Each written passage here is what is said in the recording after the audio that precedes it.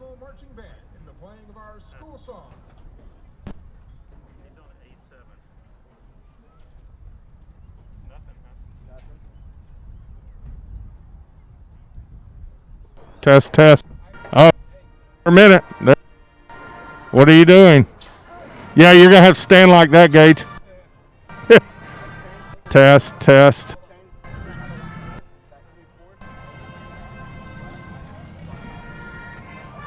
We're rolling now.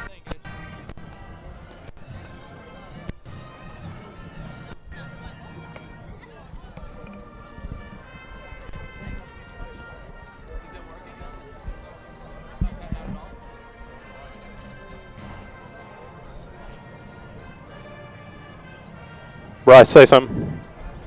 Test, test. Yeah, it's good. I think it was a cord. Well, now, yeah, there we go. Yeah. Yeah. I'll go test it the other end. Okay. You're great right here. But too bad they put you outside. All right, hey, Gage, whenever we come on,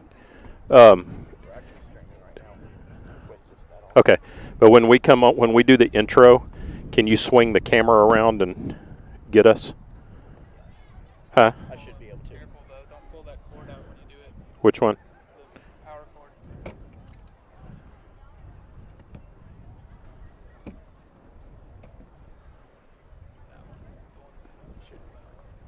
If not, I'll. You can actually start. You can start on us if you want to, and then you can. Right after the intro? Huh? Right after this.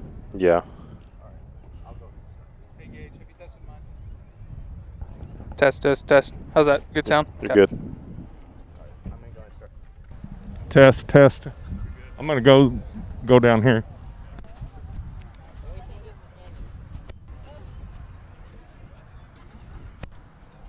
Test, test. I think it's going to be good.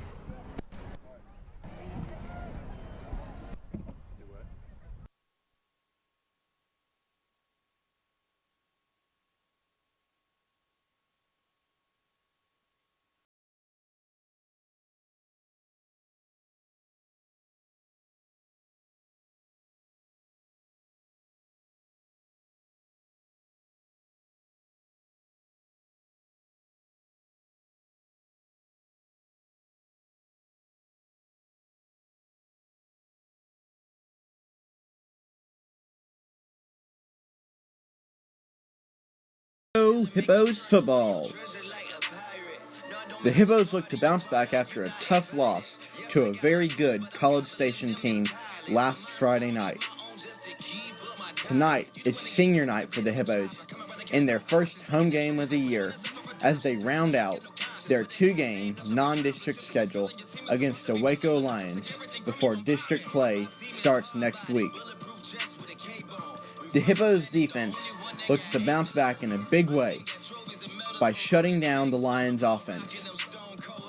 And the Hippos offense looks to overcome their struggles from last week and start fast and not look back. The Waco Lions come into tonight's game with a 1-0 record after beating West Mesquite last week. The Lions present a tough challenge to the Hippos because they are big and powerful at the line of scrimmage. Last week's game between Waco and West Mesquite presented a lot of turnovers, so the Hippos look to create as many opportunities to force some turnovers.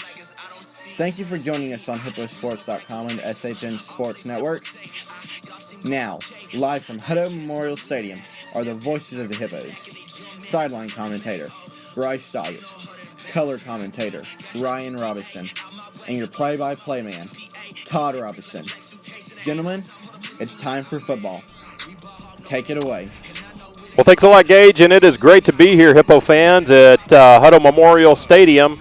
And we've been waiting a long time for this. We said last week we were waiting a long time just for high school football, and of course 5A, 6A kicked off last Friday night, and here we are at home, first Friday in October, and our first home game. Ryan, that's kind of abnormal. We've usually played a couple of games by now, Midway through district in about 100 degrees, but right now it feels like perfect If football only weather. every opening night could feel like this. Yep, it's probably about 80 degrees or less, a little bit of a breeze. We're outside, built us a new little platform to kind of help with COVID mitigation and whatnot, and we're broadcasting from outside, and it's perfect.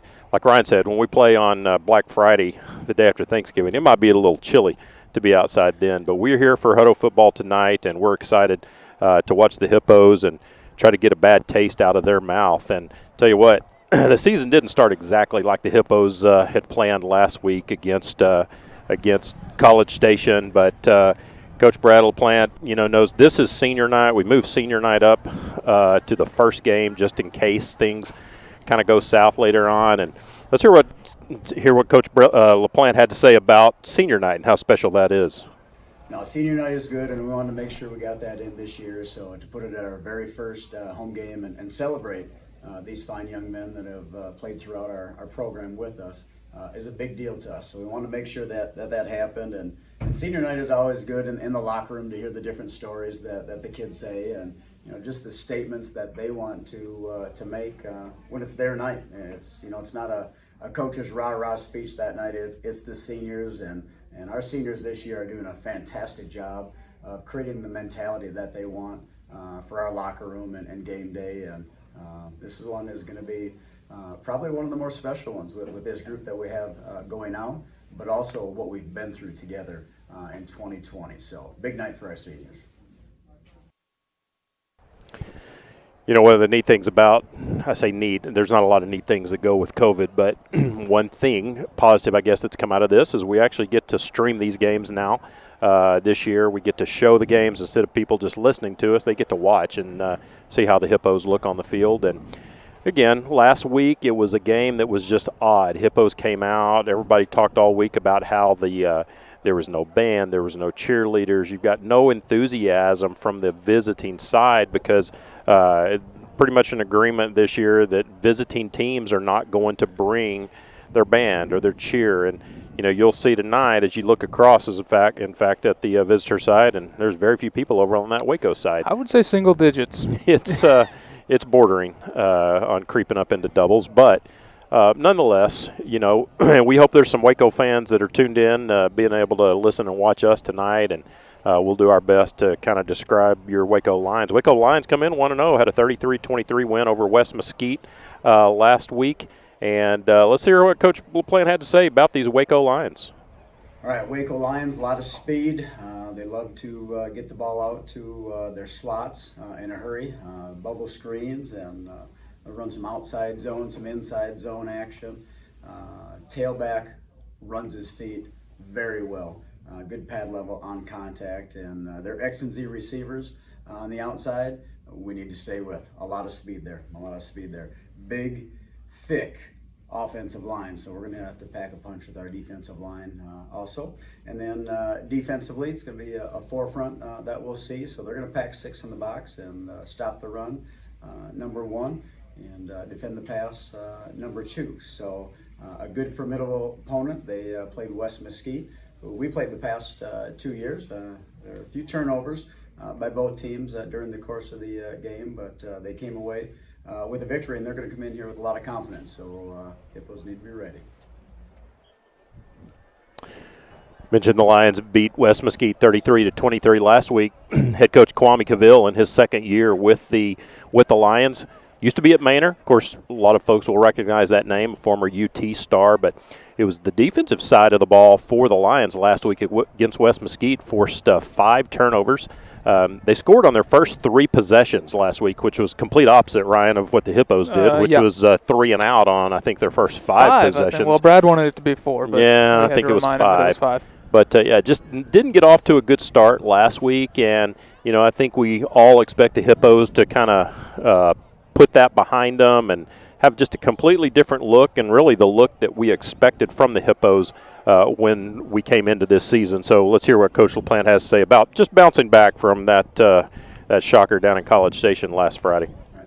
Well, we're a young ball team, number 1. So when we had our guys in here on Saturday, we asked our team to stand up if they're starting this year and they started last year in the same position. And only a couple guys were able to to stand up. So that told the story of our team and the youth and how we're going to need to grow up early these next 3 weeks during the course of the season. But guys came back, practiced really hard. This week, we're really happy with the tempo that we had and just their attitude that they have. They realize they've got a big test for 6A opponents ahead of them, and they just came to battle all week. We switched some people at a couple different positions to put them in a better position and just showed up some things this week. And we'll play hard Friday night and see better results. Well, we are joined on the sidelines, as always, by Bryce Doggett. And Bryce, I think we might have solved our microphone issue. We're going to see, but you were coming in our testing before the game. What you got down there? Maybe not. There you are. Oh, there we go. There you are. Yeah, we finally got a live mic. I sat on the sideline all last week and text you my thoughts, which weren't very good, but feels a little more like football down here tonight. It's not a typical Friday night in Hutto, but we're getting there. So we got a little bit of the band, the high steppers, cheerleaders, and a pretty decent crowd. Yeah, I was actually going to mention the crowd. We were expecting a pretty small crowd. I think they must have sold a lot of last-minute tickets because it's filled out somewhat nicely. Yeah, I mean, looking well, pretty good. So yeah, and of course, it's spread out. People are doing what they're supposed to do. They've got their masks on. They're physically distancing like we've asked them to do, sitting every other row. And, of course, 50% capacity as most stadiums are. And, I think our hope is that by it's football season. Yeah, it is. Here there come we go. You got to hit Mark Aspenlighter welcoming the Hippos onto the field. You know that it's time to play. So, Bryce, I know last week with the way things started for the Hippos, you were I think you were glad your mic wasn't working. For sure. Last week, you saw some of my texts. I kind of felt before the game it's just zero energy and, such a game of emotion. And, there was really nothing to build that emotion. Then you get hit in the mouth early on and just kind of snowballed from there. But I look for big things from the Hippos tonight. I'm sure Coach LaPlante's been on them this week. And I think we'll see a little bit different group. Yeah, I mean, I know they've had a very positive week. And I know even Brad, Coach's show Monday night, was very positive. And, of course, they're supposed to be, right? Coaches are supposed to talk positive. But I think it's sincere, and I think they looked at some things. And I tell you, a couple of good takeaways from that first game was, first of all, 0 turnovers. Hippos didn't turn the ball over a single time. And then they only had 3 penalties for 25 yards, which in a first game, a lot of times you'll expect more like what Waco did, which was 14 penalties, 134 yards, or maybe expect somewhere in between the two. Well, I think some of that, when you don't have the ball much. Yeah, that's true. Hard to turn it over, right? Yeah, the Hippos, the 2 guys that had the biggest workout last week for the Hippos were our punters. So we're hoping that that's not going to be the case. That's not going to be the case this week. So the Hutto High School band is. I think we're about to have the national anthem. I don't know. They marched the colors on the field. We're going captains first. And then all right. And again, this year, as everything's different. It is different. Captains, we've got one that goes out to the middle of the field. Brad had mentioned something about that they were going to have 4, Like maybe 3 stragglers. Yeah, but it looks like, I bet we've got all of our seniors as captains, honorary captains for tonight. Sense. Yeah, like we said, it is senior night. Senior night's not usually the first game of the year. And right on cue, Ryan, there comes the seniors stepping out onto the field to act as captains. Another thing you'll see, the Hutto band is probably about half of their normal band, maybe not even half. Shoot. I think it's about a third. Yeah, I mean, normally we're pushing. I think Mr. Christian kids. Said 85 to 100 of the 250. Yep. Okay. So, yes, about a third. In the 3A days. Well, that's actually about 85 when Stacy Gist came here as band director in 2007, I believe, 6. That's about how many were in the Hutto band. And, of course, he's grown that band to upwards of 300. One of the biggest bands in the state now. But just another another victim of COVID. All right, I think we're just about set for a national anthem. Beautiful night here in Hutto. Very little wind. Temperature's got to be upper 70s maybe. Air conditioning weather. It's nice. We might need a jacket by the end of the night. And now, our national flag and the flag of Texas, presented by the Hutto High School Air Force, ROTC.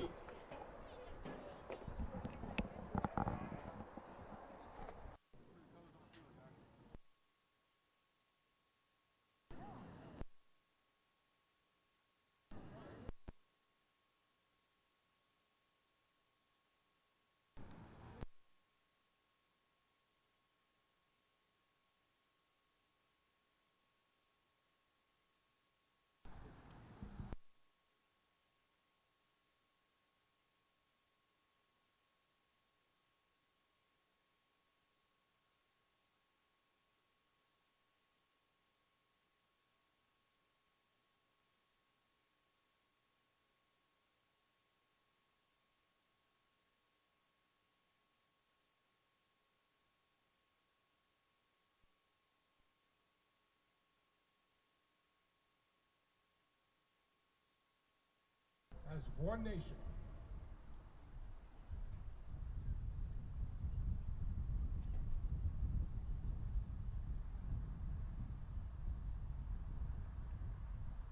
The Hutto High School Marching Band and our national anthem.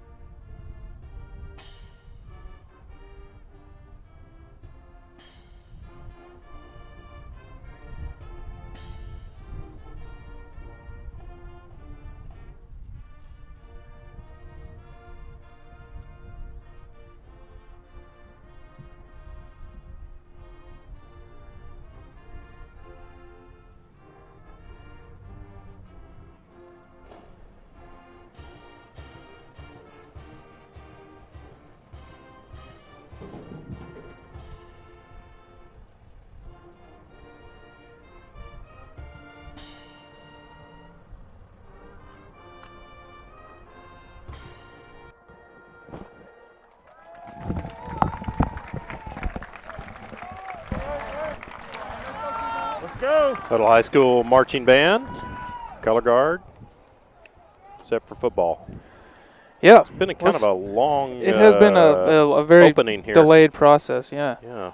Well, they got started with senior activities at about 6:25, so we've been going on probably 40 to 45 minutes of these guys not being out here, and I wonder if they got to be getting a little bit You cold. would think. Well, cold, but Not tight, loose. not loose, not warmed up. Bryce was telling me, we were talking before the game, he said he was watching the Vandergrift game last night, and Vandergrift, of course, one of the teams in our new district that we're in this year, he said it was senior night. Bryce, what'd you say, 56 seniors? 56. Wow. Yeah. We had more than I thought we would. I didn't Yeah, count I was them, but surprised that's a at pretty the good amount. group. Yeah, but A lot of guys that might not necessarily have gotten a lot of playing time in the past. we've got our fair share of juniors and even some sophomores do. too, though, which is nice. It's for the nice future. to look ahead. So I made a big broadcaster mistake tonight, and you're going to have to help me out with spotting. I actually somehow made it without my binoculars. Man, I almost brought Well, them down here. You could have used them. I wish you would have. I don't know how. I have a little bit of an excuse, right? Yeah, We moved this week. I've got stuff scattered all over everywhere. Hey, I'll tell you, probably a good thing Waco win last week, because I don't plan on donating to that tonight, and they've got Killeen next week. But if you look at their District 116A, they've got Duncanville, DeSoto, Cedar Hill, Hewitt Midway, Mansfield, Lake Ridge, Waxahachie. That's got to be one of the top. Good night. Yeah, they're not cakewalking. Yeah, that's makes for a long season. No kidding. Either that, or if you were able to win half of those, You're a pretty tough team. Yeah, Yeah, a tough team that might not even make playoffs. That's always unfortunate. Yeah, you just dunk. Number 20, Evan Gutierrez, to kick for the Hippos.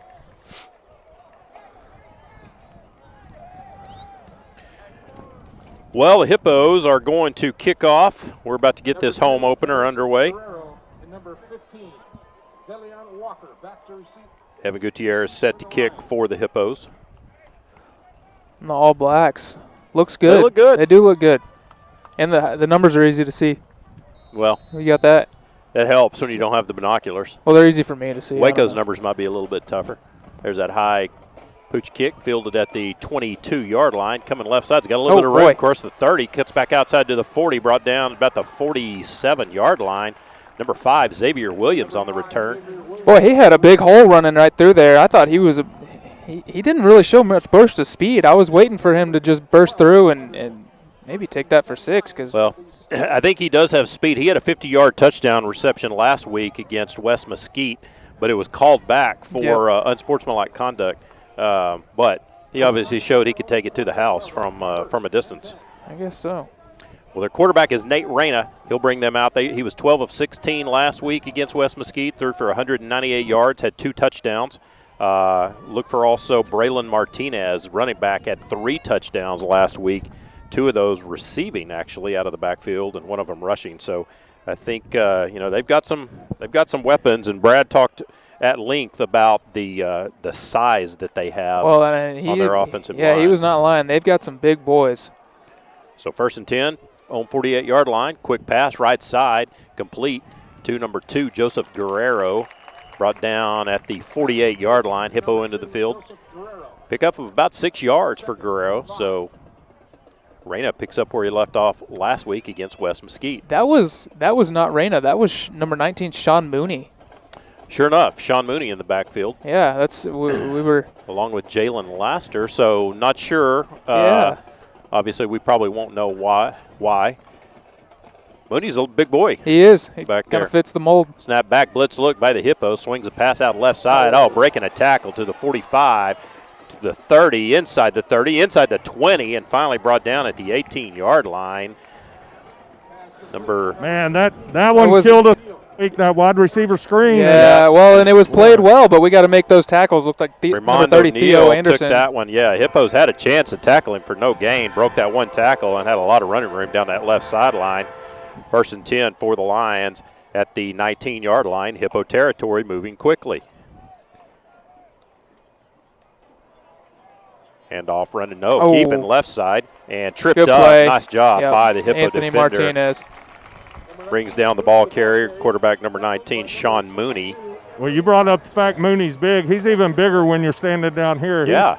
Their O-line's good size, and he's right up there with them. Hey, one thing I'm noticing right off the bat, we've got 2 down linemen on the defense, and guess who's on 2 ends of that defensive line, Landon and Braylon. Kind of talked about that last week, Yep. and, boy, they need to pressure that quarterback. Snap back to Mooney, fakes a handoff, throwing deep right corner, and it is caught for a Waco touchdown. Boy, just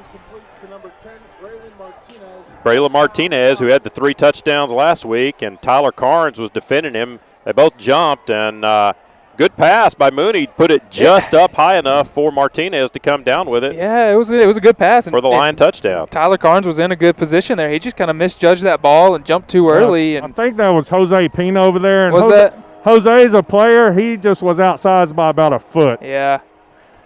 So it was kind of like last night. I don't know if y'all were watching the great Jets-Broncos game, but Sadly, I missed that one. Snap back, hold down, kick is up, and it is good. 10:20 to go in the first quarter. We'll keep it here, and the Lions strike fast.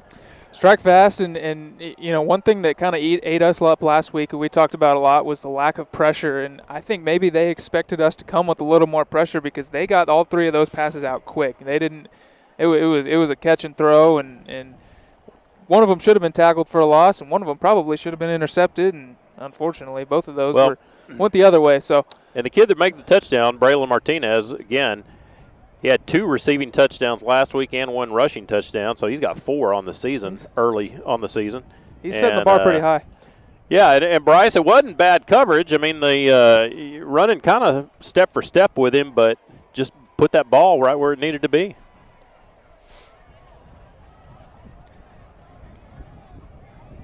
So Hippos will receive, trailing 7-0 early on.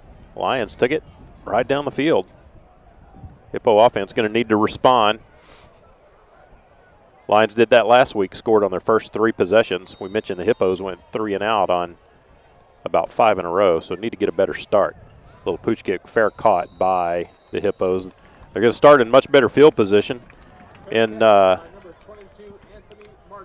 they did last week. Seems like it was a constant battle of field position, bad field position for the Hippos and good field position for College Station. Yeah, this might be one of the better field positions that we've started with all season at the 33-yard line.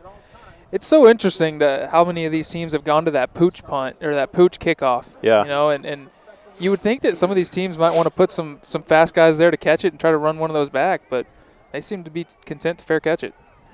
Grayson Doggett, quarterback for the Hippos, faking the handoff, straight drop, looking deep over the middle, and it is overthrown. Intended for number 9, Sean Davis. You know, Quaney Cavill, their head coach, made a comment. I was reading about it in the Waco newspaper. I guess he saw one highlight. Sean Davis caught that long touchdown pass last week, and Quaney Cavill talked about it because Quaney Cavill was number 9 at UT. So he was big on number 9. 2nd and 10 for the Hippos. Put a man in motion, swinging a pass out of the backfield and in and out of the hands. You better fall on that just in case.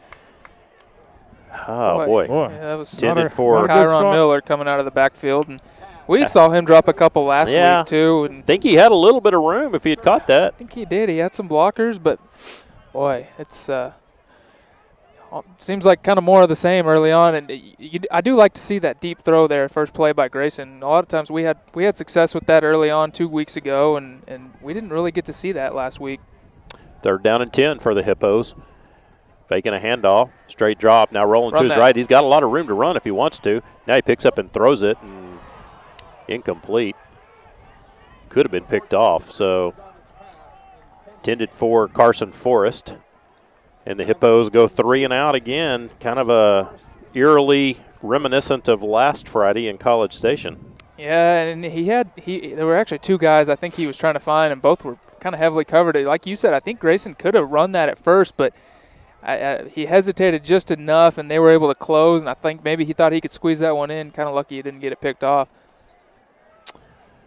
Back to punt. Is that Brody? That's Brody. Brody Bueno back to punt for the Hippos.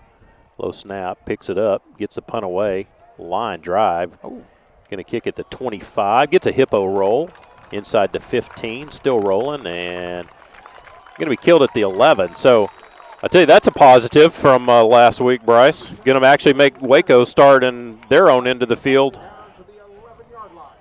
His mic is out. We were so good with Bryce's mic. We spoke too soon.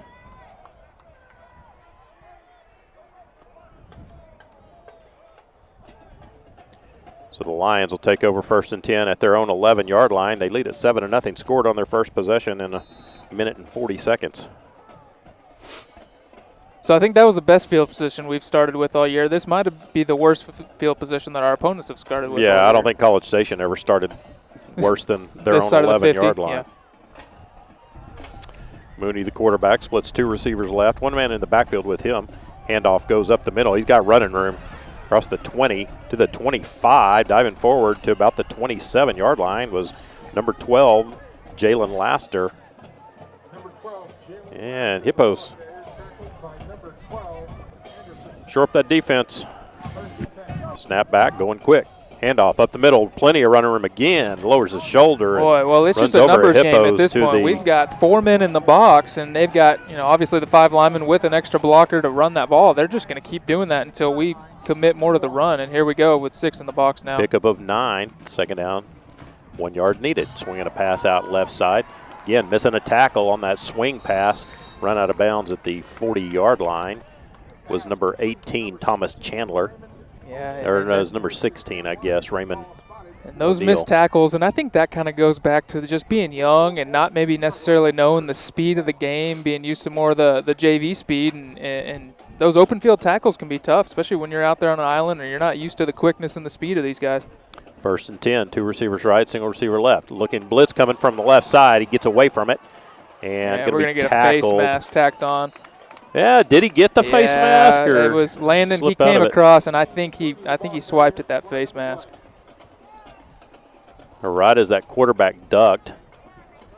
Yep, face mask against the Hippos. So looked like they were going to be able to bring him down on a kind of a blind side by Landon, but he ducked at the last second. Landon's head kind of came over the top and caught that face mask. Yeah, interesting. That's the second time that Landon's kind of overcommitted. First time on that touchdown pass they read option, and he kind of bit heavily on the run, and this time he ran way outside and was not able. That quarterback was able to dip up and under for that, and that's where the face mask came from. 1st and 10 for the Lions in Hippo territory. Hand off to number 12, Jalen Laster. This time the Hippos tackle him for about a 1-yard loss. Zane Bolding in on the tackle. So 2nd down, 11 yards needed. Ball at the 40, 8:20 to go in the first quarter. Hippos trailing 7-0 to the Waco Lions. Starting to stack that box a little more. We'll see how that affects their play calling. If maybe they want to try and swing it outside or try to find maybe a little screen pass, get us cheating. Yeah, they were moving so fast, and now all of a sudden they tried to slow this one down just a little bit. Mooney, handoff, Laster going to the right side, and the Hippos do a great job of hemming him up and throwing him down. Braylon Suggs strug it out. Yeah, great job of Braylon there setting that edge. And, at that outside linebacker position, I think that's kind of what Adam Harvey's been looking for with those two guys out there, is to really set that hard edge and force everything back inside and be those playmakers, and they did their job there. Set up 3rd down and 13 needed. 2 losses in a row, 2 negative plays in a row for the Lions. Good time for a pick right here. Mooney with a straight drop. Pressure coming, screen pass. He's got a lot of room. 45-40, 35, down inside the 35. Good job by the Hippos to recover. Well, you saw that screen pass setting up when you had Landon and Sugg that were coming in on him. When they're up on 2 feet and they're zeroed in on the quarterback, you almost have to throw a screen. And good job by the Hippos to corral the ball carrier. And, good job by Waco to get about half of that back. You had to think they were probably thinking 4-down territory as long as they could get some positive yards on that. Yeah, they got it down to the 33, so it gives them a manageable 4th down situation. 4th down, 4 yards needed, 6:45 to go in the first quarter. Hippos need to get a stop right here and get a little bit of momentum. Snap back to Mooney. Fakes a handoff, looking left. Heavy pressure, and he's brought down. Ball is fumbled, fallen off by the Lions, but it's going to be a turnover to the Hippos on downs. Boy, great pressure by the Hippos. More familiar. Absolutely. Landon Watson flying in there and not only getting the sack but forcing the fumble. And, the fumble's kind of a moot point there, but, boy, good 4th down. And that might be the first solid defensive drive that we've seen all year. Yeah. Aside from that face mask penalty. Bryce, you got excited and your microphone worked. It works. Yeah, we were taking some bad angles. These were really good. I think when it hears his voice, it picks up. Heavy pressure on Grayson, and he's going to be sacked back at the 32-yard line. Bryce, I think your mic is cutting out when you're it's sensing when you're talking. So as long as you just keep talking, I think it's coming in. Maybe. Or not. Yep, just scream into it from there. So the sack moves the Hippos back 5 yards. 2nd down and 15. Ball at their own 32-yard line. Got to get some positive plays going here for the Hippos. 6 minutes to go in the first quarter, trailing 7-0. Defense just put them in good position. Now offense needs to do their job. 2 men in the backfield with Doggett. Snap back, handoff. A little bit of running room. Across the 35, powered forward to the 37-yard line. It's number 8, Kyron Miller. Well, and that's the first time that we've been able to see him kind of bust through the hole and get any sort of positive yards. He had 14 rushes for 30 yards last week, so really bottled up and kind of like that. Yeah. Interesting third down and Yeah, third down and 6 I call. I guess. glanced down and didn't even see the play, so you'll have to tell me what happened. It was a 3-yard rush right up the middle by Kyron Miller, kind of like what we saw last year. So here we go. Hippo's going to go for it. 4th down in their own end of the field at the 46-yard line. Really need a positive play here. And I think they're able to draw the Lions offside. That's a positive play. That'll work. Again, we said the Lions last week had 14 penalties for 134 yards, and we'll take them 5 at a time if that's going to help us get a first down. The easiest way to get a first down.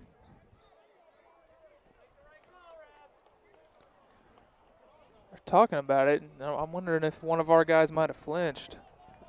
You hope not. Yeah. No, they're going to mark it off. Yeah, penalty going to be marked off against the Lions. Tell you, they must have had to take a vote.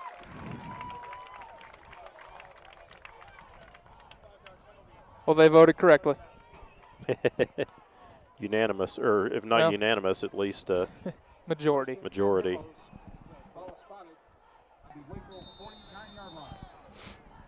So 1st and 10 for the Hippos, 49-yard line, Waco into the field. Quick pass, screen, left side, and dropping the ball again. You just So got to get those screen Sean passes. Davis, I believe, over on that left side. Yeah, they're just trying to run with it before they have it in their hands. They are, and I think that I don't know. At some point we gotta stop using the excuse of youth. But again, most of these guys, this is their second varsity game, and like we said, things come faster, and you just gotta let the game come to you. Don't press too much. 2nd down and 10 for the Hippos, 49-yard line. Handoff to Dejon Higgins. Takes it up to the 45-yard line, and Waco into the field, and going to be a 3rd down and about 7 yards needed for the Hippos.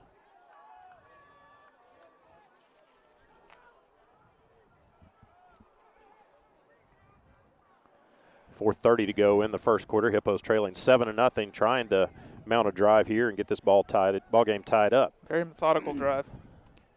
2 receivers left side, 2 right. Grayson straight drop, thrown over the middle. He's got a man at the 35. And brought down at the 33-yard line was number 5, Gary Choice. Didn't call Gary's name too much last week. I know coming into the season, a lot of folks thought Gary would be one that Hippos running fast. 1st and 10 at the 32-yard line. Hand off to Kyron Miller. Breaks a tackle, tries to get back out to the right side. He's got a blocker in front of him at the 30, the 25, the 20, and run out of bounds at the 19-yard line. Hey, he got a good seal block from his quarterback on that. He reversed course, and he got a good seal block from Grayson, and then he had a pretty decent lead blocker in front of him as Landon was leading the way. And now, you get those first downs, and you can start getting a little bit of tempo, too, and we haven't been able to see them do that at all this year, and that's great really effort. when we get to go. Yeah, great effort by Kyron as he was stood up on that left side, spun out of it, and then made something happen. 1st and 10, ball at the 19-yard line in the Lions into the field. Hippos trying to get this ball game tied up. Grayson throwing left side, and dropped again. Again, Sean Davis. Yeah. Had it in his hands, would have been about a 9 or 10-yard pickup, but again, tried to run with the ball. I think he heard footsteps, and like you said, he was close to the end zone. He's trying to get in there, but not only that, but protect himself. And ball was a little low, but that's one of that you got to reel in. 2nd down and 10 for the Hippos at the 19-yard line. 3:56 to go in the first quarter, trailing 7-0. Doggett rolling to his left. He's got a man in that left flat, and pickup of about 2 yards by Gary Choice, number 5. Again, I'm having to depend on the good eyes of Ryan as I made a rookie broadcaster mistake and got away over here without my binoculars. Hey, at least we're at home and we're not looking from 2 miles up in a press box. My binoculars are in a box somewhere in our new house. That'll be you got 7 days thing I have to do find tonight. Yeah, I think I can find them in 7 days. 3rd down, 8 yards needed for the Hippos. Ball at the 17-yard line. You really don't want to settle for a field goal attempt down here. No, and I don't think we would at this position. Grayson with a straight drop, pressure up the middle. Now he's going to scramble at the 15. He's at the 10, and he's hit hard at the 8-yard line. I think he's got the first down, though. He kind of back cut that, was trying to get away from that tackle, and he almost backed right up prior to the first down. It happened right in front of his dad standing right there on the sidelines, Bryce. Probably don't like seeing Grayson take that big hit. We're going to assume he said Yeah. he doesn't. I don't know why. Bryce's mic was working perfectly fine, and no, it's not. First and goal for the Hippos at the 8-yard line. Kyron Miller in the backfield with Doggett. Single receiver right, single receiver left. Fakes a handoff, looking over the middle. He's got a man wide open, and he can't haul it in. Grayson just right behind Brody Bueno. Tell you. Boy, that was well set up. Brody Cummer was hidden behind the backfield and slipped right into the end zone. It's hard to miss Brody. No, well, he didn't miss him too badly. I hit him into both hands. He probably should have reeled that. Again, that's the fourth drop that we've had tonight. So you wonder what Grayson's passer rating would be if he got all 4 of those catches. Tell you, well, that one was a little behind Brody, but he was wide open. Hand off to Kyron Miller, running right side at the 10. Breaks a tackle at the 5. Still moving forward. Dragging, and into the end zone for the Hippo touchdown. Boy, that was willpower. Effort. Kyron Miller just kept dragging Lions. They had a jersey stretched out as far as it would without ripping. And he dove for that orange pylon, got the Hippo touchdown, and they're a point after from tying it up. Yeah, great run there by Kyron. That was he was stopped cold at the 5-yard line, and he drug about 4 Lion defenders in there. Had a little bit of help from a couple teammates, and boy, what a run and a good momentum booster. Snap back, hold down, kick is up, and it is good. 2:25 to go in the first quarter. Hippos have tied this one up. It's 7-7. You're listening to Hutto Hippo Football on SHN Sports. A-Plus Federal Credit Union is a longtime supporter of Hutto ISD. Earn cash back and support Hippo Nation with the student-designed A-Plus FCU Hutto ISD Hippo debit card. When you use your Hippo debit card, you and Hutto ISD both earn up to 10 cents with every purchase. Hutto ISD has received over $71,000 in cash back from A-Plus FCU members since August 2016. Stop by the Hutto branch on Ed Schmidt Boulevard to get your card and start earning today. Membership required. Insured by NCUA.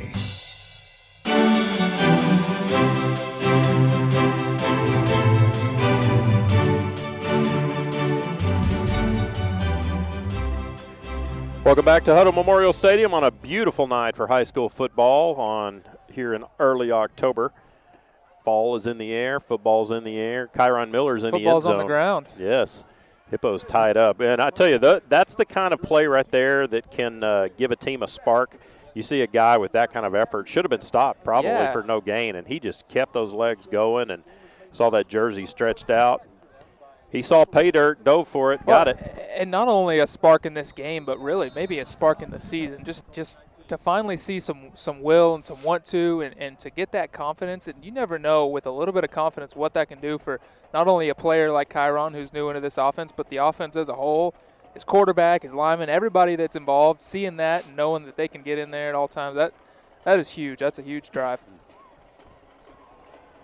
Deep kick. Don't see that one very often. After we were talking about the pooch kick, ball's on the ground. Scramble for it, and a Lion dives. It's still a scramble for it. And I think the Lions able to dive on it at the 3-yard line, but those are the kind of kicks that make you rethink the pooch kick, right? It kind of does. And I don't know if I don't think he lost it in the lights. It was straight on. That ball just hit him in the shoulder pads. Yeah, just kind of hit him in the shoulder pads, bounced off. And then he thought it was behind him. So the Lions were lucky that up back was there to see it and fall on it. Or that could have been, boy, talk about a big momentum swing for the Hippos. That could have been a huge momentum swing. Well, great opportunity now for the Hippos defense to get a stop and set their offense up in great field position. Well, and back-to-back bad field position spots for the Lions as well, something we didn't get to see last week at all. It can change a game. 3 receivers left side. Mooney with the handoff across the 5-yard line out to about the 7. Was number 22, I believe. Was it 12? Number 12, Jalen Laster. Probably so. I didn't do my job. Second down and 7 for the Lions. 3 receivers left side. 1 man in the backfield with Mooney. Step back, swinging a pass. That screen pass again, left side. And again, he's able to get down the sidelines. And this one could go a long way. At the 40, can't trip him up. And they're going to take this one the length of the football field for a Waco Lion touchdown. Oh, man. O'Neal God, Took that was screen pass on the left side, broke one tackle, got down the sideline, had one Hippo had a shot at him, and kind of gave just a dive instead of. That's one of those where you got to go shove the guy out of bounds. Yeah, that was Jose Pena, and yeah, like you said, he almost looked like a quarterback who had just thrown a pick six and just kind of gave a half attempt dive at the legs. Obviously, he's given up quite a few pounds to that guy, but man, that's one of those you got to set the edge as a corner as well. And we had two guys out there, and they both got sealed off. Snap back, hold down, kick up.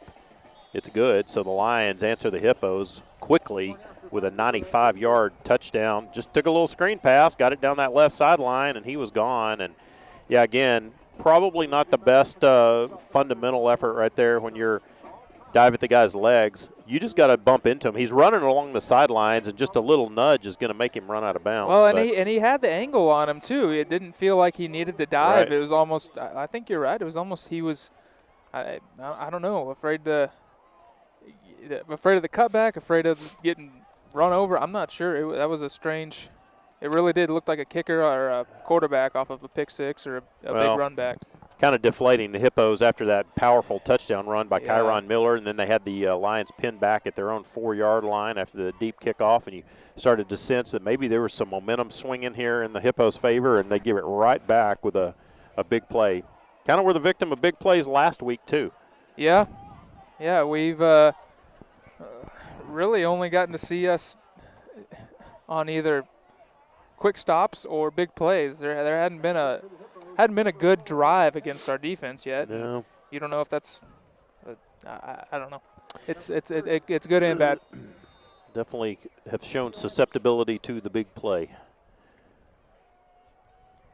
So back where we started just a few minutes ago. There's a pooch kick, going to be fair caught at about the 32-yard line. Looked almost identical to where it was 33, yep. That's good consistency out of that kicker. Out of the kicker who I guess I was not able to find, but I don't know if they attempted an extra point. They scored 5 touchdowns and they had, what was their final score? It was 33 to 23. Oh, okay, so. But they were they trailed and then they scored. They had 19 at one point, so.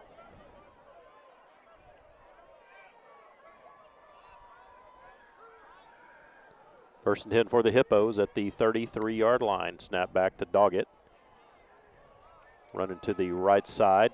Again, lowering his shoulders. Is that Kyron Miller again? Yeah, that was, yep. Up to the 40-yard line. Yeah, and he's kind of gotten some new life tonight. And part of that, I'm sure, is due to not having to play that big defensive line out of College Station. But, he's gotten some better blocks, and I think he's seeing the field a little bit better tonight. He's making some good cutbacks. Last week he was getting stopped in the backfield and had no chance to make any moves, and tonight he's able to – so far he's been able to at least do a little maneuvering.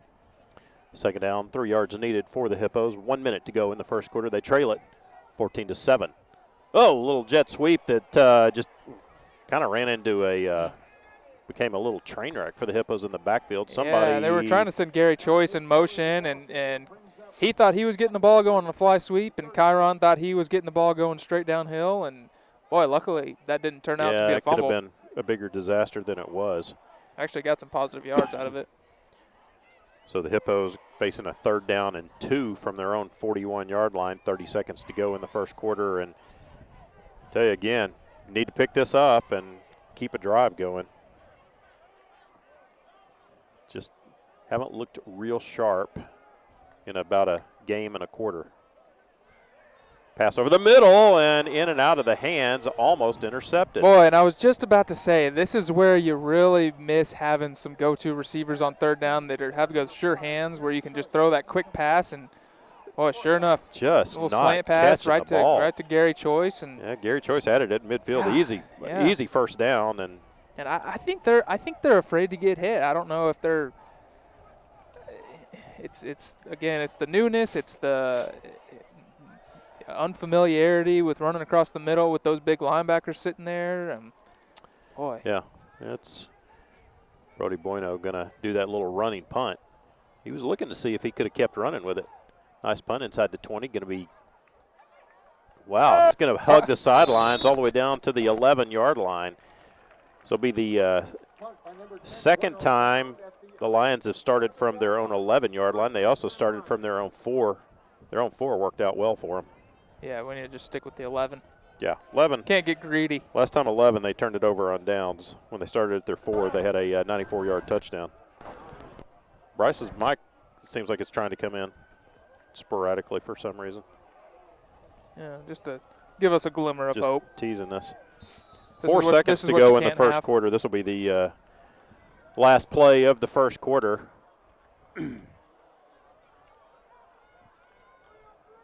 Mooney, the quarterback, again, very large fella back there, and he did not play last week as their quarterback. Nate Reyna, who had a very good game, so not sure why Reyna's not in at QB for the Lions tonight. Mooney's going to keep it. He's got running room across the 15, brought down at the 20-yard line, 21. He's going to be awfully close to the first down.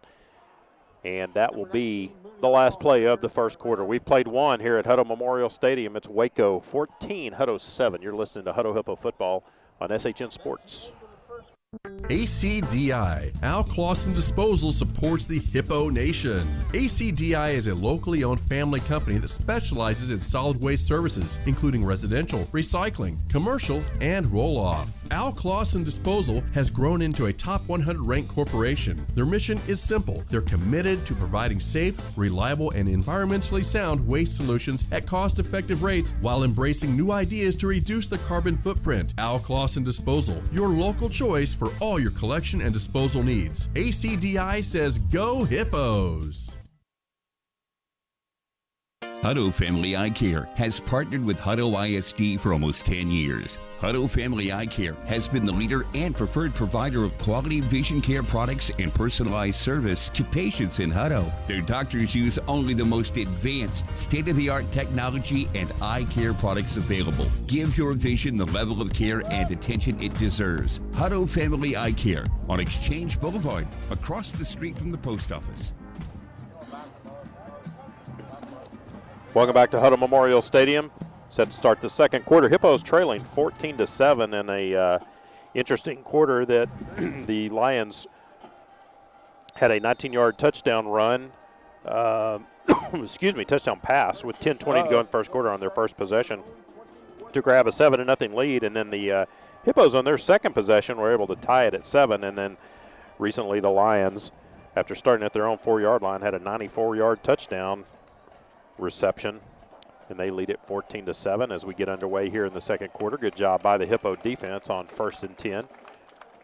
Tackled inside the 20-yard line. Yeah, doing a much better job of bottling up that run. We saw so many gashing runs last week, and it just seemed like as soon as they were busting through that 3-man line, it's almost like we had nobody there to as a second line of defense, and it really seems like we've kind of shored up that linebacker play or put them in the right positions tonight. They've done a much better job so far. Yeah, just got to avoid the big play. Just have been so susceptible to that big play. Blitz look coming from Brody Bueno. Pass down that right sideline. He's got a man, overthrows him.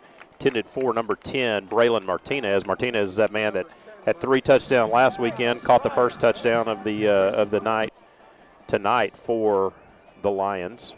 Yeah, and that one was a little bit better defense there by Anthony Martinez too. He was running step for step with him, and that's one that last week we kept getting beat on, and it's a little bit of an overthrow, but good job to pick up the blitz by Brody coming in. Yeah. Whoever stepped in front of him Brave. sacrificed their life, potentially. 3rd down and 12 yards needed for the Lions. 11:18 to go in the second quarter. The screen. Got to get a stop right here. Faking the handoff. Being chased is Mooney. He's got a man in the middle of the field. Oh, and in and out of his hands. I tell you what. They had a chance to come down with it. Martinez did. Number 22 for the Hippos, Anthony Martinez, and Joseph Teagle on the coverage. Yeah, they were both there, and again, almost like they were waiting for the ball and then just mistimed their jump. They overthrew it, or they overran it, and you see that so often with these deep throws. It's almost intentionally underthrown sometimes, and the receiver comes back to get it, and they either catch it because the defender overran it, or we got nobody covering this receiver out here. Okay. I'm glad they heard you. Yeah, well, I'm doing my job. So the Lions set to punt from their own 19-yard line. Hippos ought to come away with good field position here. Nice punt, nice hang time. Going to kick out at the 44-yard line where they're going to mark it. So good field position for the Hippos again. Tell you, it's been a very different game from last week in terms of field position. Last week it was the Hippos just constantly in bad field position, the College Station Cougars in constant great field position. Tonight it's the Hippos that have had good field position. Lions have not had good field position, but the Lions have been able to put more points on the board. So far, we'll see. I say we need to go deep. We need to let Grayson Aaron out a little bit and get some confidence. Choice goes in motion from left to right. Pitch to him on that little jet sweep. Flag comes in. Probably going to be a hold against the Hippos as Choice is brought down at the 45-yard line. No gain. A little extra curricular activities going on after the play. Yeah, there was some intense blocking by Jay Lambert, and I don't think that the Waco Lion was too thrilled with what was going on. It's good of the ref to keep the flag in the pocket and let them figure it out amongst themselves.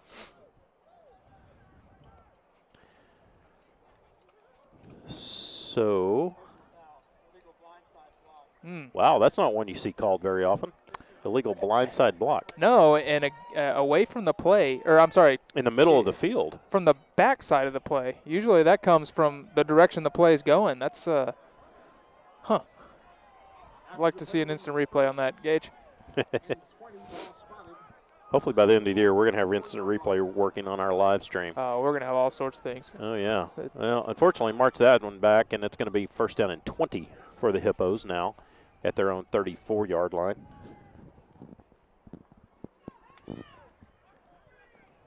Well, they decided to add another 5. Why not? We'll go to the 29. Hey, Coach LaPlante said, give us 5 more. Yeah, see what we can do. We want first and 25 instead of first and 20. Well, there you have it. 2 receivers left side, 2 right. Kyron Miller in the backfield with Grayson Doggett looking over, getting play calls from those video or the play boards. Coaches now love on the sidelines. It really is a genius way to give informations. Better get that snap back with 1 second left. Grayson with a man in the left flat. Sean Davis hauls it in. Yeah, finally caught one. Well, sometimes when you've just been dropping passes that are right in your hands, you just need to catch one just it can get in your head and to feel good about it. And you could tell, too, it was a low throw, but he corralled it. Yeah, he was not going to drop that one. Second down, 15 yards needed. Ball at the 38-yard line. 10 minutes to go in the second quarter. Swinging a pass out in the right flat. Good job by the Lions to pretty much blow that one up. Good penetration by Waco. Yeah, good penetration. Not great blocking out there. You'd like to see Gary get a little bit of space. We saw what he could do last year when he got a little bit of wiggle room. And so far this year hadn't been able to get that chance to showcase that agility. So move it up to the 44, third down, 13 yards needed. And if you can get this one up around midfield, have about a 4th and 3 or 4, probably see the Hippos go for it.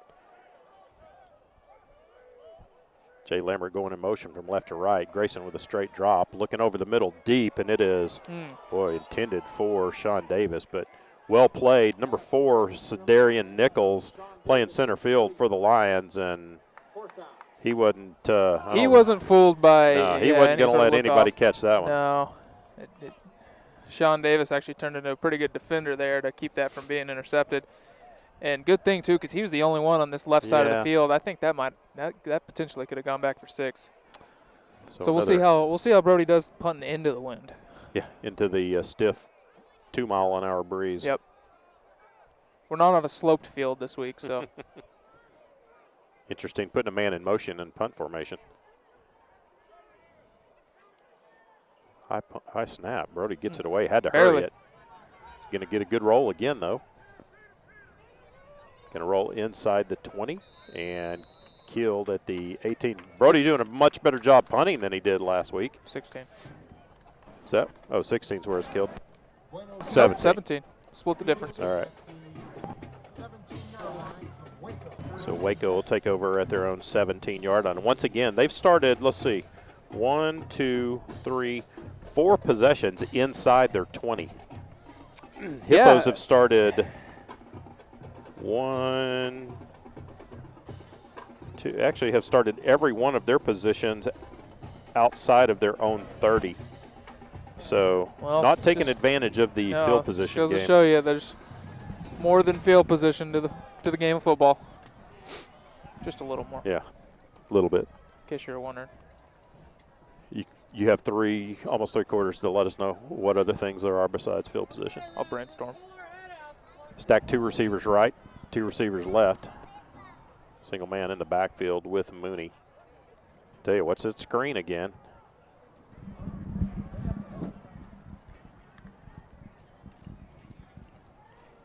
Handoff up the middle, up to about the 19-yard line. That was an interesting play. The right side of the offensive line, they all cut down the defensive lineman. I think maybe they were expecting some sort of cutback and trying to open up that lane. Luckily, we were able to stop them before they could get that going. Pickup of 2, 2nd and an 8. 8:40 to go in the first half. Hippos trailing 14-7. Needed takeaway. Defense needs to get a. What did they do last year? Was it the chicken? The chicken. I know. I don't think when they we've got a gotten a takeaway. chance We to haven't see had that. a takeaway yet this year. I haven't seen the chicken. I guess maybe they can't have those guys touching the same chicken this year. That's a good point. Especially not throwing it into the student section. Nope. We don't have much of a student section. Whistles blow. I think we have a timeout called by Waco with 8:09 to go. No, there's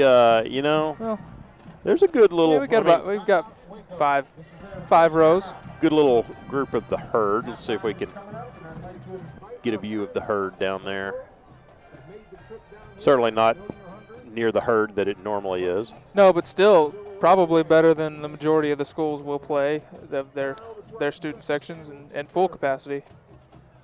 I think these students, just as much as these players, were antsy to get out here and be out on a Friday night under the lights and cheering on the Hippos. I want to tell you, I want to commend our students because, of course, you see it every single day in the high school, but from what I've seen, our students have done a really good job of doing what they're supposed to do with their masks and just following the rules. Yeah, it has not been an issue. There have been no rogue students, and those that do, I mean, their peers kind of shut it down. You know, they you want to said be. there have been none, and then you said, but those that do. Okay. So you kind of contradicted There have been yourself. none in my jurisdiction. Okay. I've heard. 2nd down. Heavy pressure from behind, and Mooney is sacked. Guess who? Landon Watson comes flying in from that backside, and Mr. Mooney got a dose of the future TCU star as Landon.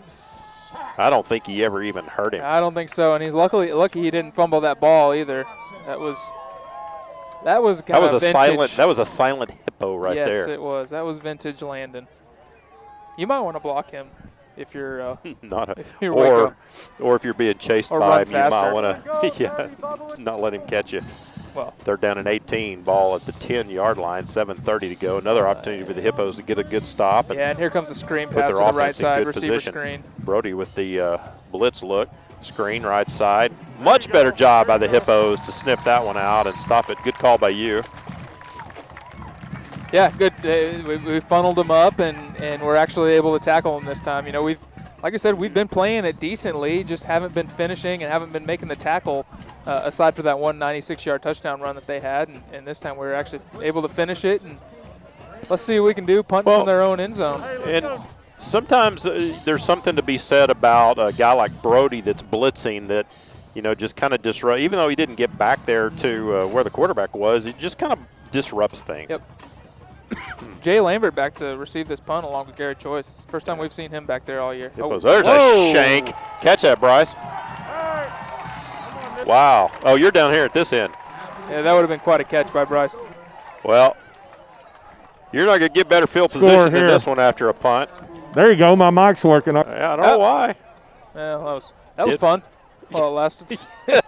We enjoyed that 3 seconds of your mic working. Savor these moments, people.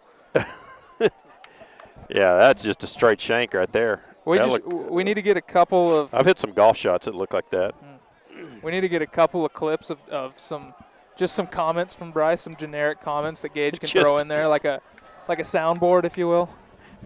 Always make it sound like his mic is on. We could trick everybody. Yeah, I mean, it's working right now. When you hold it down at your waist, we can hear you. 1st and 10, ball 15-yard line, hand off to Kyron Miller, and he's brought down before he can get anything going. Offensive line needs to. Well, I think they were trying to chip and get to the linebackers, but I don't think I think they forgot to actually touch the defensive line because there were 3 guys just waiting for him. And kind of like last week, just not a lot of room for him to run aside from those couple of cutbacks he's had. Loss of 1. 2nd down and 11. Tight formation for the Hippos. Now they spread 2 men out left side. Now they empty the backfield. Swing left over here, Gary Choice. Snap back to Doggett, looking straight over the middle and too high. Kind of threw that one into traffic. Looking for Landon. Yeah. I think the Lions were looking for Landon too. There were pretty much 4 of them around there. And I wouldn't be surprised if we go back to that later this evening and again send Landon up the middle because they're really keying on him. And when they do that, we have 2 receivers out here left side with only 1 cornerback. If we can win that one-on-one block, and Gary Choice should be able to walk into the end zone. Well, and again, you've got to come away with a touchdown here. You get that kind of field position, you can't settle for a field goal attempt. 5:55 to go in the first half. Hippos trailing 14-7. Golden opportunity after that shank punt. Oh, Grayson just let that one get away from him. Kind of a shanked throw almost. You know, I'm wondering, he was looking for Carson Forrest, and I think he was supposed to be running more out towards the sidelines, and at least that's what Grayson thought, but he didn't. He just kind of stopped and came straight back, and boy, that's one that you just got to get that communication down. And, well, like Brad said, you take over at the 15 right there after a shank punt, you lose 1 yard, and now you settle for a field goal attempt. Yeah. Evan Gutierrez. First one of the year. Snap back. Oh, bad snap. Bobbled. Just throws it up for grabs, and the Lion would have been better just to knock it down, but he intercepts it, and he's going to Waco will take over. Get his name in the newspaper now. Well, whatever that. What's the newspaper? Yeah, that just all went bad. Snap was never even had a chance to. No, I was looking forward to seeing our first field goal attempt of the year. You know, we've talked about for so long how we've always been missing kickers, and we finally have. You know, we had them last year too, but we have 2 good kickers this year, and such a luxury, especially at this level. And boy, it's not a luxury if you don't have someone that can snap it back there and get it down for them to kick.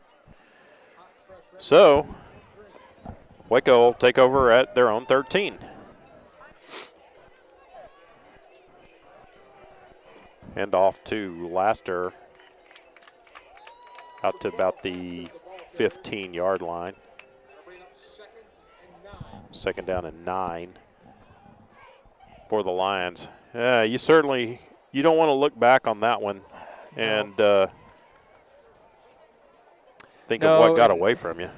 And you know, one thing that like we've mentioned so many times is just the lack of being able to capitalize on these good opportunities. That's the 2nd time that we've had either great field position or There's another screen pass left side.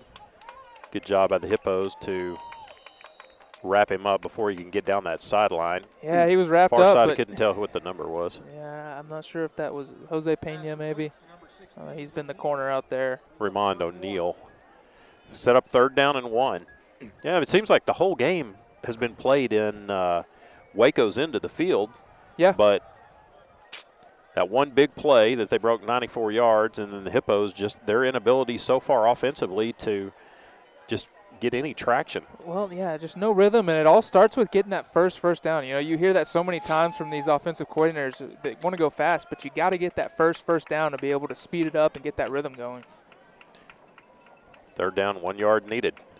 High snap, little collision in the backfield. Hippos stuff them. That's going to be close. I think he's going to be about half a yard short. I don't know. We're at an angle that looks like they needed. They're going to say he had just enough for the 1st down. It's kind of a high snap and an awkward exchange. Then a little collision in the backfield. Yeah, Only had about a yard to get and got about a yard and 4 inches. 4 minutes to go in the first half. Hippos trailing 14-7.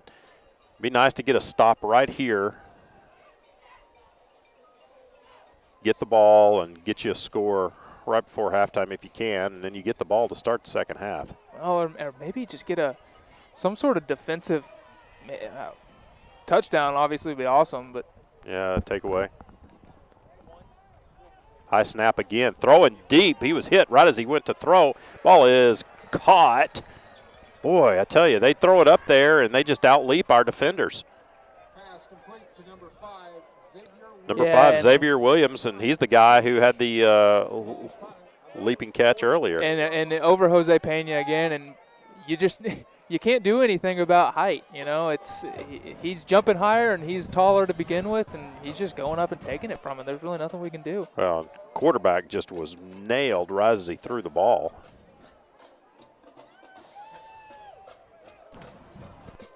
And actually, that's a different quarterback in now. Maybe that's back to Nate Reyna, the guy that we thought was going to start the game. He's sacked. Yeah, maybe something caused Mr. Reyna to have to sit out the first quarter. Maybe so. I'm not sure. Well, they obviously did all right with. Yeah, with Mooney. Yeah, with Sean Mooney in there. He's definitely more physically imposing than Mr. Reyna. Second down and 12 for the Lions. I tell you, they're happy to just eat up a lot of this clock, keep the ball out of the hands of the Hippos, and if they can get fortunate and score before halftime, that'll be good for them. But otherwise, they're playing very smart ball control offense right now. They are, and with 2.5 minutes to go, you think maybe they get another first down or two, and then they'll start trying to speed things up. Snap back to Reyna, looking left, throwing left side. It is fight for the ball over there in front of the Waco sideline. And did he come away with it? Surely he was out of bounds. They're calling that a catch. Wow.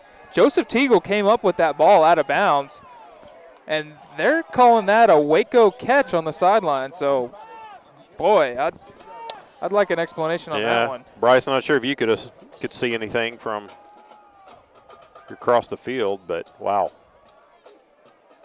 So call it a catch. 46-yard line, Hippo into the field. First down, 2:15 to go in the first half. Hippos trailing 14-7. Snap back to Reyna. A little bit of running room across the 45, and then stumbling forward to the 42-yard lines, number 12, Jalen Laster. Braylon Sugg looked like he lost his helmet on the play. Going to have to come out for one. Pick up 4 yards, second down and 6, minute 50 to go in the first half, and they're just continuing to just eat that clock. They've got a good pace to them, and I'm pretty sure they still have all 3 timeouts. And minute 45 with only 40 yards to go. That is a lifetime. I think they have 2 timeouts. They used one of them on defense earlier. Yep. Sure enough. Blitz look by the Hippos might have been offsides. Heavy pressure, and Reyna's going to be sacked. I don't see a flag down. I don't think a flag was down. Just timed it just perfect. Spencer Shope on the blitz from the left side, and now the Hippos do call a timeout with 1:14 to go. Yeah, it was Spencer Shope and number 23 David Oka who actually came in for Braylon Sugg on that play because Braylon's helmet came off. And good to see those guys step in and take care of business. And now did we call timeout? Yeah, Hippos called a timeout with 1:14 to go. Third down and 13, and well, not bad because if you get a stop here, put them in a punt situation, and you saw what happened with their last punt. Yeah, you can get the ball at the 30-yard line. You could see a guy, snap could go over his head. There's things that can happen. So force them to make plays. You can't give up a first down here after you've called a timeout and given them new life. You see that happen so many times with these games is these defenses think they've got the offense stopped, and now they want the ball back. They get greedy, and next thing you know, give up a big play, and the offense who was content to just run the clock out ends up going down and scoring, So got to be careful here, and we've certainly not been immune to the big play. So No. That's kind of been our only thing that we. Yeah, I mean, of course, they've had one really big play tonight. Otherwise, the Hippo defense has not done a bad job tonight. It's the offense that's just struggling. Just, of course, we'll look back probably all of halftime talking about the possession we got at the 11-yard line after the shank putt, or 15-yard line, and came away with nothing. 3rd down, 13. Put a man in motion. Martinez, or Laster, going from right to left. Snap back. Some pressure. Pass over the middle. Oh, almost intercepted. Wow. I think that was Brody had a chance. Brody Bueno had a chance to step in front Brody, of that. Brody and then Theo Anderson coming in from that safety position, and I think that ball might have been tipped. I think maybe you're right. I think Brody tipped that ball. Otherwise, that was headed right for Theo's chest. And then here you go, 4th down, and like you said, never know what could happen with these snaps and these kicks, and yeah, make something happen. Or right with here. these two guys back there trying to return the ball, they have certainly got some lightning built up in them, and something we haven't been able to see a whole lot of this year.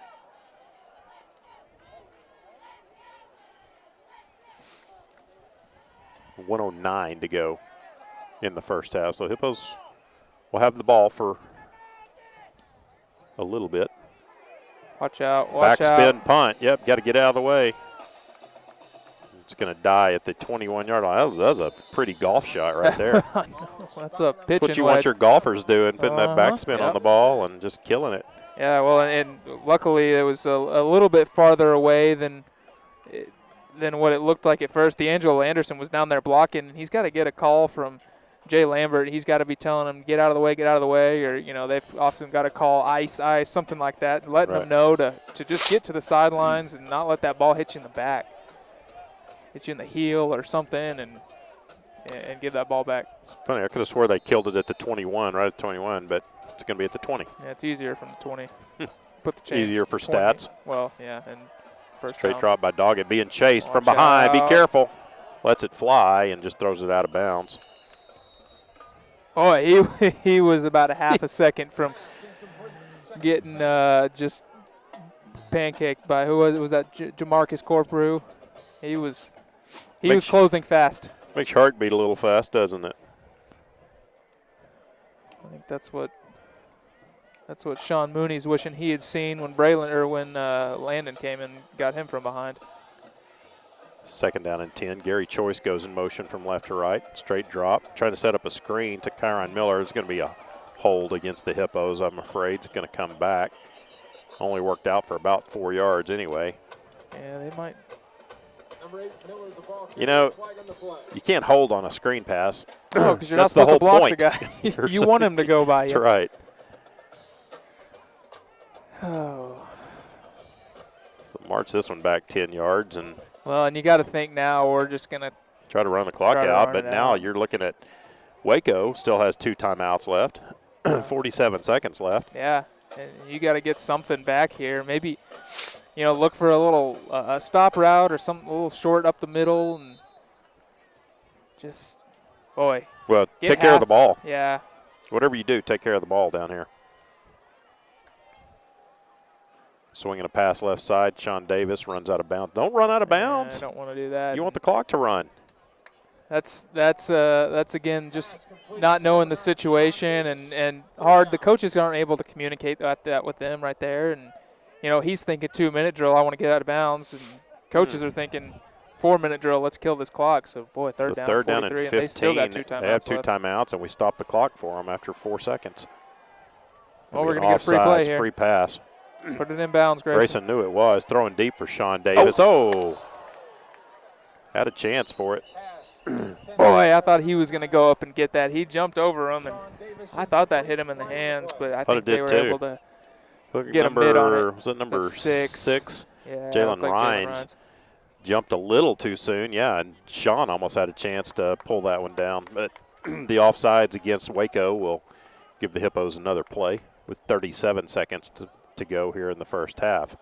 Smart of Grayson. He knew it was offsides. He knew he had a free play to throw it. And yeah, and good to see him put it in bounds, too. I think we had one of those last week that he put out of bounds and didn't give the guy a chance. So good to at least give him a chance to go up and catch it. Hand off to Kyron Miller up the middle. crosses the 25 out to the 27, and now Waco is going to use one of those remaining 2 timeouts with 27 seconds remaining. Yeah, and good of us to at least get about 12 yards back on that, and hopefully with a decent punt and only 27 seconds, 1 timeout, we can take this thing in a halftime down 1 score and not give them a chance to march down quickly and get a field goal attempt. And you get the ball to start the second half, so absolutely. So that's a good.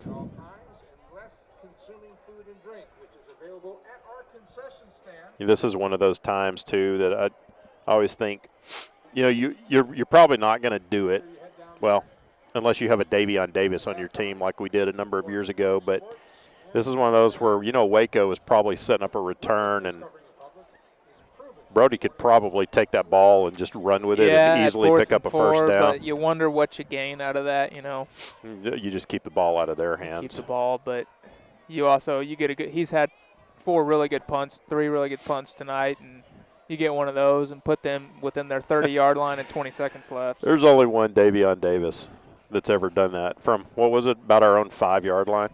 I don't remember. Oh, yeah.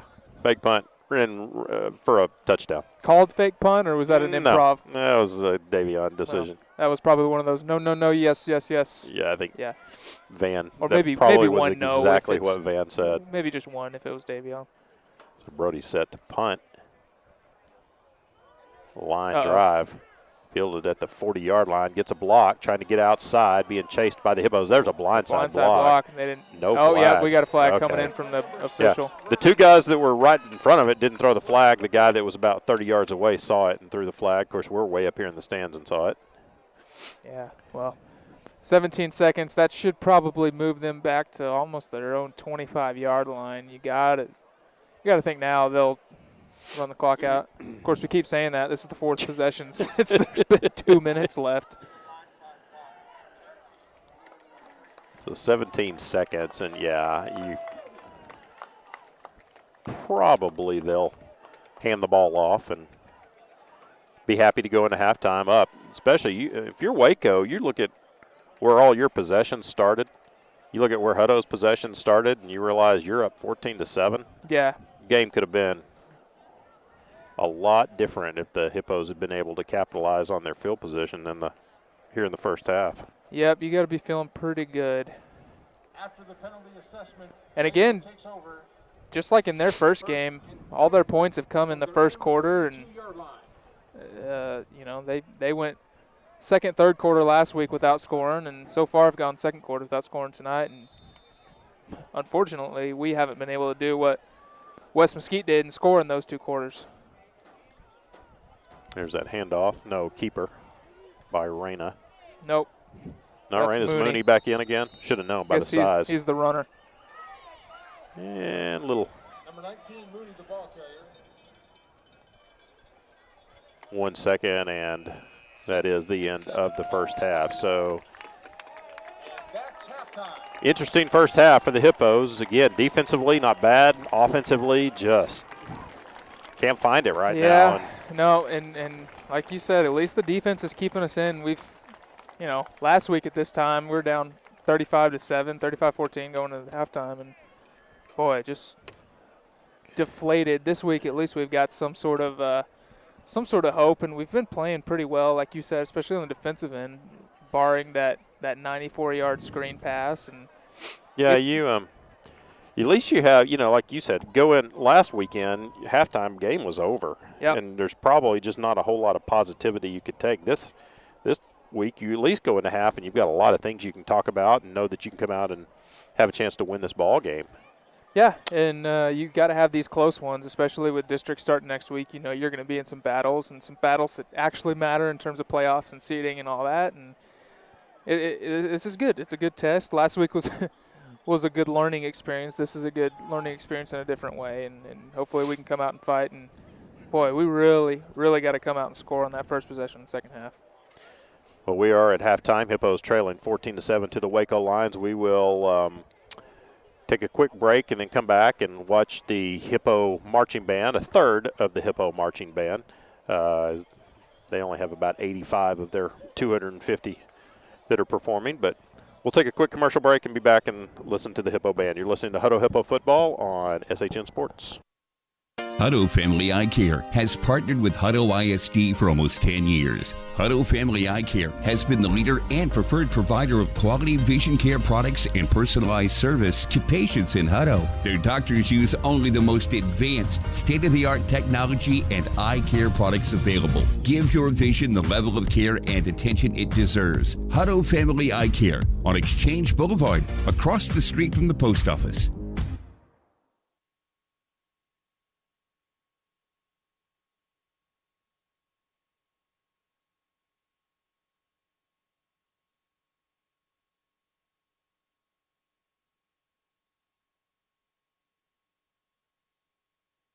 The Hutto Family YMCA, proud to partner with Hutto ISD. The Hutto Family YMCA is a center for fitness, family, and community. They provide Hutto residents with a state-of-the-art facility for programs and events that focus on youth development, healthy living, and social responsibility. The YMCA works with Hutto ISD to provide an after-school program and other events such as Friday Night Live for middle school students. Check out the Hutto Y or call 512-846-2360. The Hutto Family YMCA. Strength from within.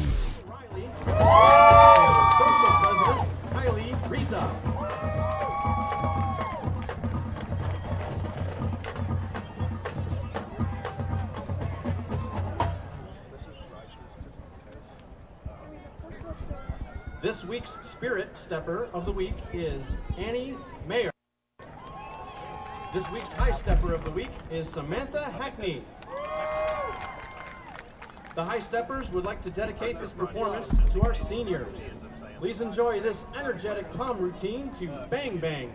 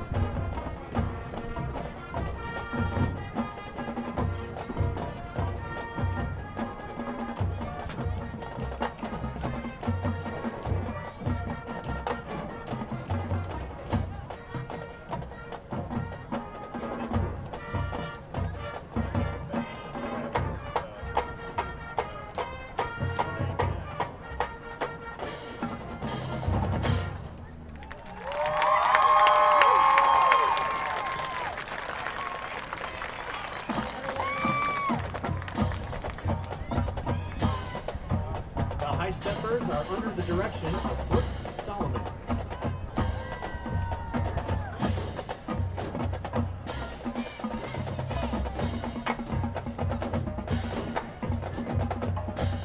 And now, a performance from the Hutto High School Marching Band. This season has opened new learning opportunities as remote education created our first ever virtual music classes. The mission-driven members of the award-winning Hutto Band kept their rhythm through the school closures and now joined together for a celebration remix. We first bring you a hit from the all but unfamiliar rock band Green Day. Released in 2004 and reaching number 19 on the Billboard Top 100, under the field direction of drum majors Macy Watson, Scott Gist, Nico Ornelas, and Kenny Schneider. Please enjoy Holiday.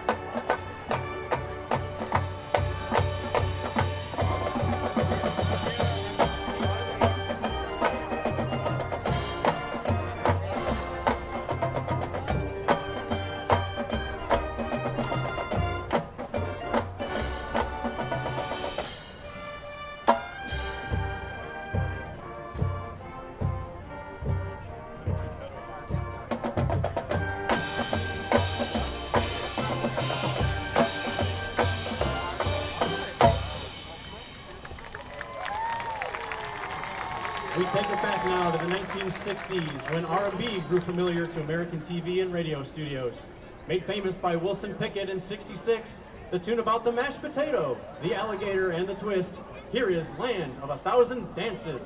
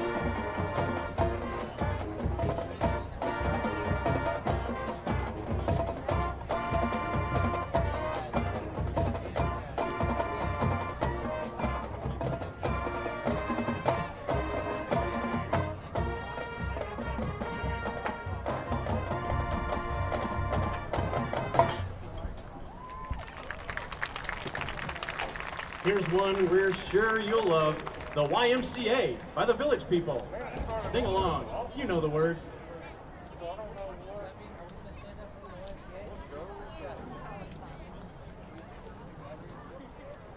Yeah, put new batteries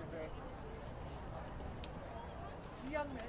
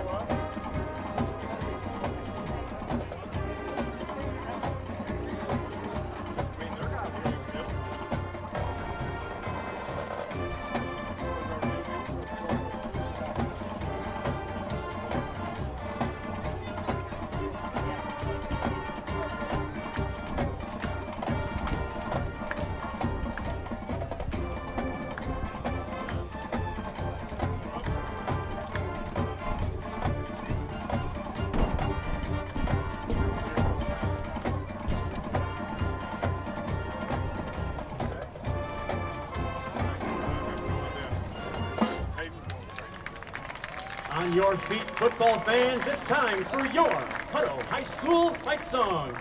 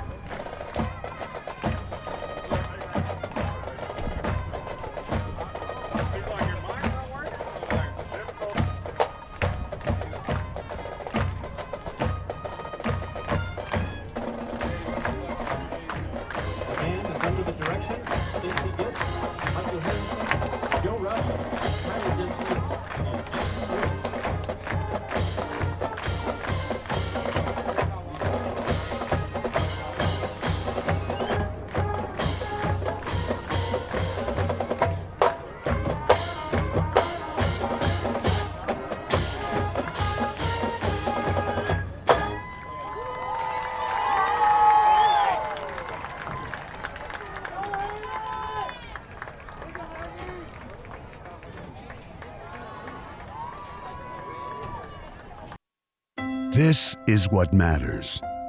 This is beyond X's and O's. This is the difference mutual respect makes. This is what character looks like. This is what defines us in Texas. This is sportsmanship. School sports.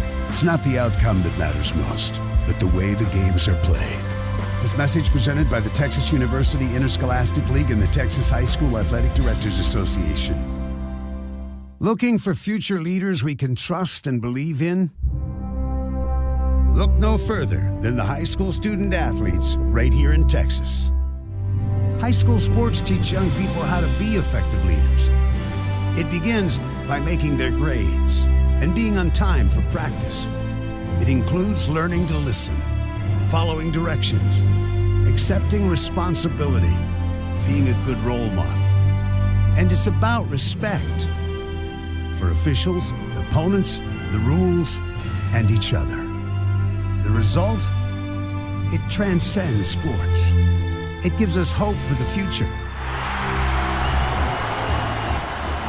High school sports. There's so much more than just a game. This message presented by the Texas University Interscholastic League and the Texas High School Athletic Directors Association.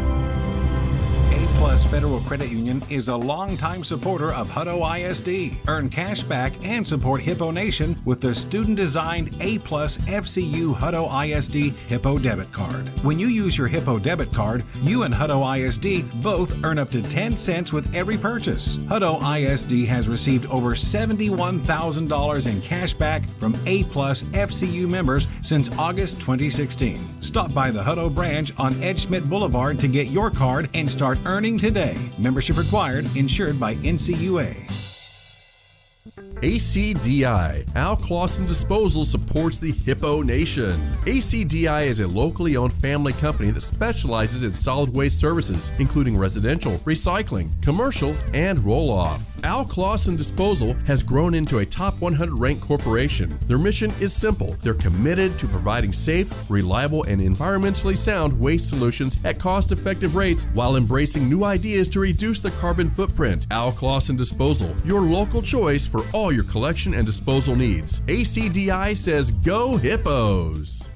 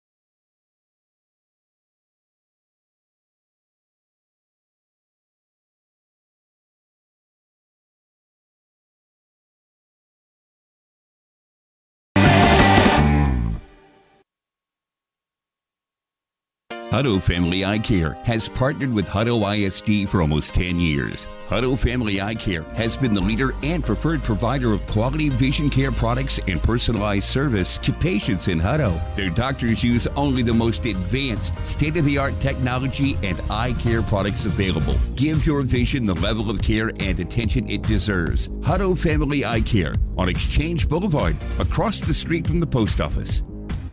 The Hutto Family YMCA, proud to partner with Hutto ISD. The Hutto Family YMCA is a center for fitness, family, and community. They provide Hutto residents with a state-of-the-art facility for programs and events that focus on youth development, healthy living, and social responsibility. The YMCA works with Hutto ISD to provide an after-school program and other events such as Friday Night Live for middle school students. Check out the Hutto Y or call 512-846-2360. The Hutto Family YMCA.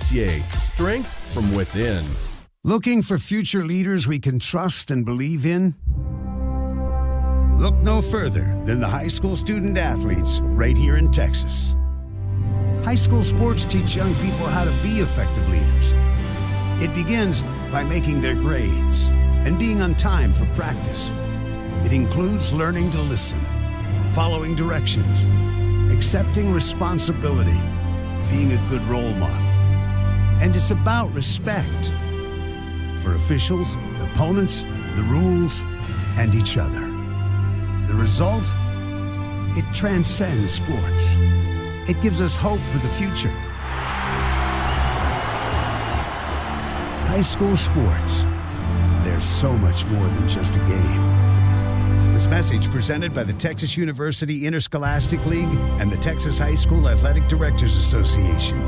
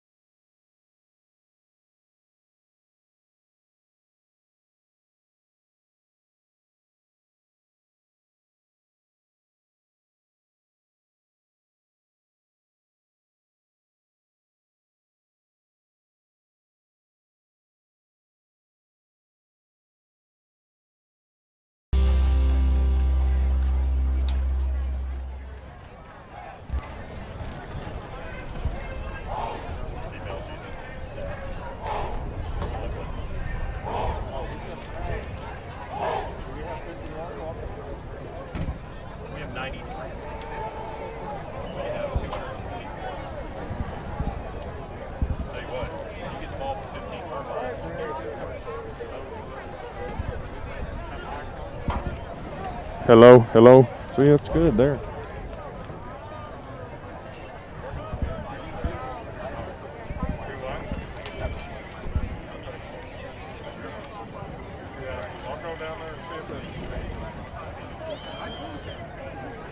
Yeah, thank you. Yeah, they were ugly.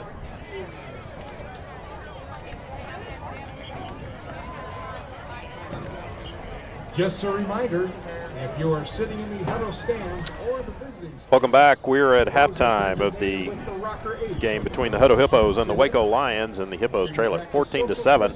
About 4:50 to go until we kick off the second half. And boy, a tough first half for the Hippos.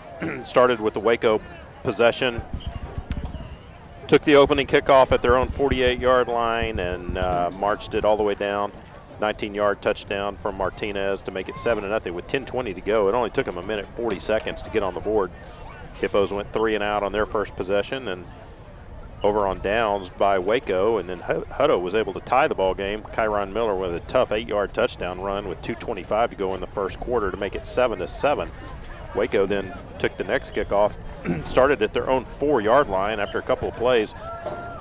Had a 94-yard touchdown pass to O'Neal. Just took a little screen pass on the left side, ran with it 94 yards all the way to the end zone. With a minute 37 to go in the first quarter to increase the Waco lead to 14-7. And that's where we stand right now. No other scores by either team. Hippos had a tremendous opportunity in the second quarter after a shank punt by Waco gave the Hippos the ball at the Waco 15-yard line, but Hutto couldn't muster any offense at all, and then Evan Gutierrez came on to attempt a field goal, but the snap was bad, never even got a kick off, and went over on downs to the Lions, and two teams traded a couple of punts, and then the half ended, and that's where we stand right now. Halftime, Waco leading 14-7. Stats in the first half were pretty dominated by the Waco Lions. Total offense for the Lions, 224 yards. Hutto only 93 yards offense. And well, and only 31 yards in the air too. yeah, and what it is too is, and I was looking at this last week. Last week against College Station, the Hippos let the Cougars average 9.3 yards per offensive play. Tonight, they're letting Waco average 7.7 yards per offensive play. You just can't do that as a defense. If a team is getting 7-9 yards per play on average, they should be scoring just about every time. Now, I realize sometimes a big play factors into that, but that's the big thing, because like we've talked about, there really haven't been any long sustained drives against the defense, and so we've really not gotten a chance to see how we do. And when a team starts to kind of go on that drive, and sometimes you just get in that rhythm and you can't stop them, and you can't figure out what they're doing. And you got to come back to the sidelines after they score and figure it out, but we've either gotten them stopped or they've busted through and haven't had a chance. I think if you're Grayson Doggett, you've got to really kind of keep your head up and stay positive, because it'd be really easy for Grayson to be frustrated right now because he's 5 of 17 passing, but you figure of the 12 incomplete passes, at least half of those have just been balls that dropped, hit receivers right in the hand. So Grayson easily could be, 12, 13 of 17, something like that, instead of his 5 of 17. And absolutely. Certainly can impact his confidence level if he's not careful. And just like a lot of other things, drops become contagious. Right. And guys see other guys dropping the ball and gets in their head, and then they're thinking about it, and when you think about it, you're dropping it, and when you're dropping it, your quarterback doesn't trust you, and then your quarterback tries, it's just a kind of a snowball effect. And boy, we've it all starts with run the correct route. Because I think there's still quite a bit of that chemistry is not there. Last year there was such chemistry that Grayson had with all these guys, and I think we've got to do a better job of getting Jay Lambert involved. He's only had 2 targets and 1 catch in that first half. And, boy, you've got to get the ball in the hands of your playmakers, and that's what we did such a good job of last year. Yeah. And putting up all those points is not necessarily just going on these, throwing great balls down the field, but throwing short and letting your playmakers make plays, and just haven't seen a lot of that this year. No, I thought the Hippos, when they got that tough run by Kyron Miller, that 8-yard run, I thought that might be a thing that sparked them, and And I tell you, he has been the bright spot. He has 8 carries for 48 yards for the Hippos, so 49 yards. So good job by Kyron Miller. But, you know, if you're Hutto, the run game is something that's just part of your offense. You've got to be able to connect offensively through the air, and that's, you know, this offense is built on being able to strike fast, being able to strike explosively through the air. But right now, just nobody's stepping up and making those plays. Yeah, and I think another thing that's kind of gone underrated is the blocking of our receivers. You know, from what we lost last year, we had so many between just all the senior receivers that we had, really and truly all of them did such a good job blocking and blocking for each other. And that's something we haven't gotten to see a lot of this year, and that's what sparks those big plays oftentimes. And, you know, that's something that people don't think about. The good news is all of that, and you're only down 14-7. So you take this opening kickoff of the second half. If you can go down and score, get this game tied, get some momentum established, and get the fans in the game, and could be a whole different ball game. Little pooch kick, fair caught by the Hippos at the 30-yard line. Gary Choice. I think we got a little bit of an offsides on the line, so we're probably going to tack on 5 more yards to this. What's a little bit of offsides? Oh, it was not much offsides. Of a fair catch there. Kind of like a sign. Yeah, you've got it. You're supposed to get your hands above your shoulders, right? Is it above your shoulders or above your head? It's above your shoulders. Yeah.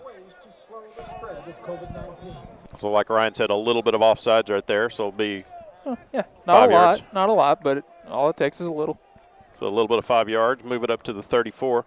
The Hippos will start there, 1st and 10 to start the second half. So again, good field position to start a drive for the Hippos. Well, let's see what kind of adjustments, if any, Hippos made at halftime. Kyron Miller in the backfield with Grayson Doggett. 3 receivers spread left, single receiver right side. Handoff goes to Miller, barrels forward across the middle, across the 45-yard line, up to the 42. Yeah, good strong run and going fast and trying to get that rhythm going early on in the second half. Pick up of 8, 2nd down and 2. Snap back, handoff to Miller. No, fake of handoff. Pass is complete to number 2, Tyler Carnes. I think he has enough for the 1st down. Mark it at the 46-yard line.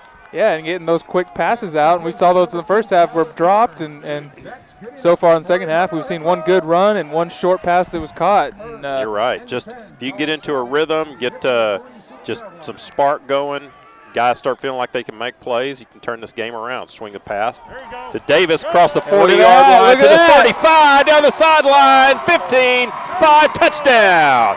So the Hippos strike quick to start the second half, and Sean Davis catches that ball that he was struggling to catch in the first half, and he gets some open yardage down that left sideline, takes it to the end zone. That's some wheels there. Yeah, that's the speed we've been talking about that we haven't gotten a chance to see.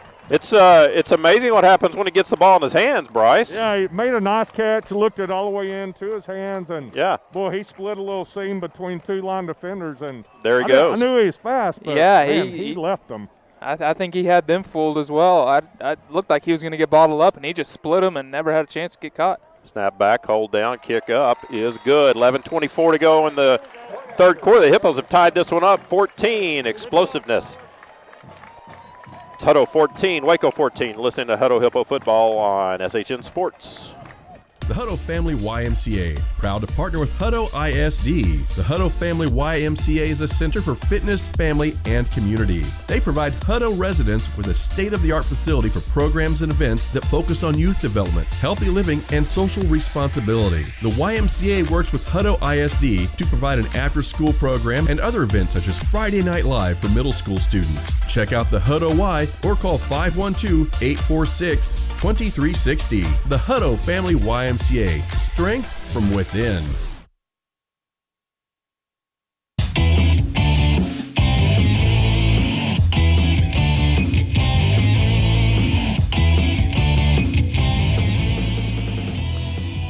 Well, the Hippos only take 36 seconds to strike here to start the second half. They've tied the ball game at 14 as Sean Davis took a little screen pass from Grayson Doggett and rambled about 58 yards for the touchdown. So Waco struck fast on their first possession of the ball game, and the Hippos answered that.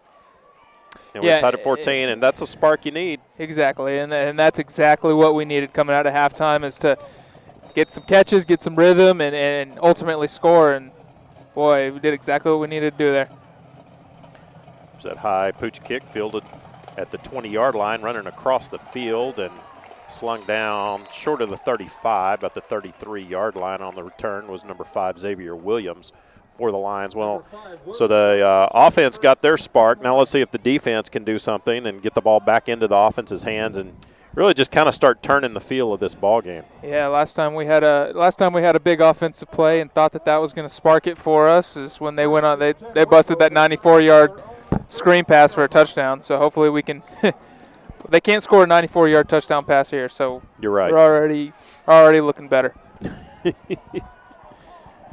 1st and 10 for the Lions at the 33-yard line.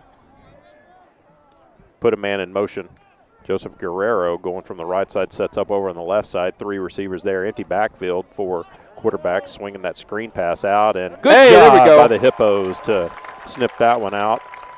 Jose Pena comes knifing in. Yeah, and that was a good play there by Jose. And same thing that we were seeing in the first half, but those were missed tackles. And I'm sure you went into the locker room at halftime, you drew that up and said, here's what they're doing, and here's how we need to stop it. Yep. And it starts with making tackles. Got 2 receivers over here on the right side, and only one of them covered. Yeah, it looks like we've got Jay Lambert kind of cheating that way. Reyna with a straight drop. Swing a pass over on the right flat to number 10, Braylon Martinez. Hippos wrap him up at the 43, 44-yard line. Going to be Jay Lambert with the stop. Lions need 1. Hippos get an early big stop right here. Yeah, and you got to play tight. It looks like they've got 2 receivers to the top of the field, and we've only got one. We've got a corner out there. We got Jose Pena, but looks like our safety's playing about halfway from the hash to the sidelines. Figure might here come that. Boy, if they could just whip that out, yeah. Handoff up the middle, tripped up. I think a ball on the ground. Hippos think they have it, and waiting for the signal. I think one official saying he was down. I think they do. Hippos got it. Wow. So a turnover by the Hippos. I thought the near side official was running in saying he was down, but no, ball was on the ground. Hippos come up with it. Great field position. So second half couldn't have started any better for the Hippos. Yeah, seeing a lot of life down here on the Hippo sideline. Yeah, it almost kind of seems like it even from up here. Yeah, well, and there was a lot of life even there at halftime going down and listening to those coaches and those players talk coming out. You know, they were not down. They were not down and out, and they had some confidence coming out. They knew that they could hang with these guys and put some points on them, and let's see if we can keep it going. Jay Lambert with the handoff inside across the 35 down there the 30-yard line. Well, and just like we said, just get the ball in your playmaker's hands any way you can, and if we can't throw it to him, just hand it to him and see what he can do. And yeah, I think that's the first time Lambert's touched the ball tonight on offense. I think you're right. Hippos trying to go quick, set up 1st and 10 at the 32-yard line. Kyron Miller in the backfield with Doggett. Handoff goes to Miller. He's got a little bit of running room left side, breaks a tackle, spins back inside, and barrels down to the 26-yard line. Good solid run. And again, pretty much every run by him is a good solid run. That's true. Going with the tempo too, and kind of got Waco on their heels and guessing right now. Hand off to Miller again. Kind of tiptoes looking for a hole, finds one, and takes it down to the 20-yard line. Going to be a first down for the Hippos. Le'Veon Bell, he gets going north and south. He's a load. He is a big boy. Just a dump truck. That's good enough for Hutto Hippos. 1st and 10. Feel like even the crowd's kind of starting to get into it a little bit. Yeah, Aspen Lauder and the crowd and everybody.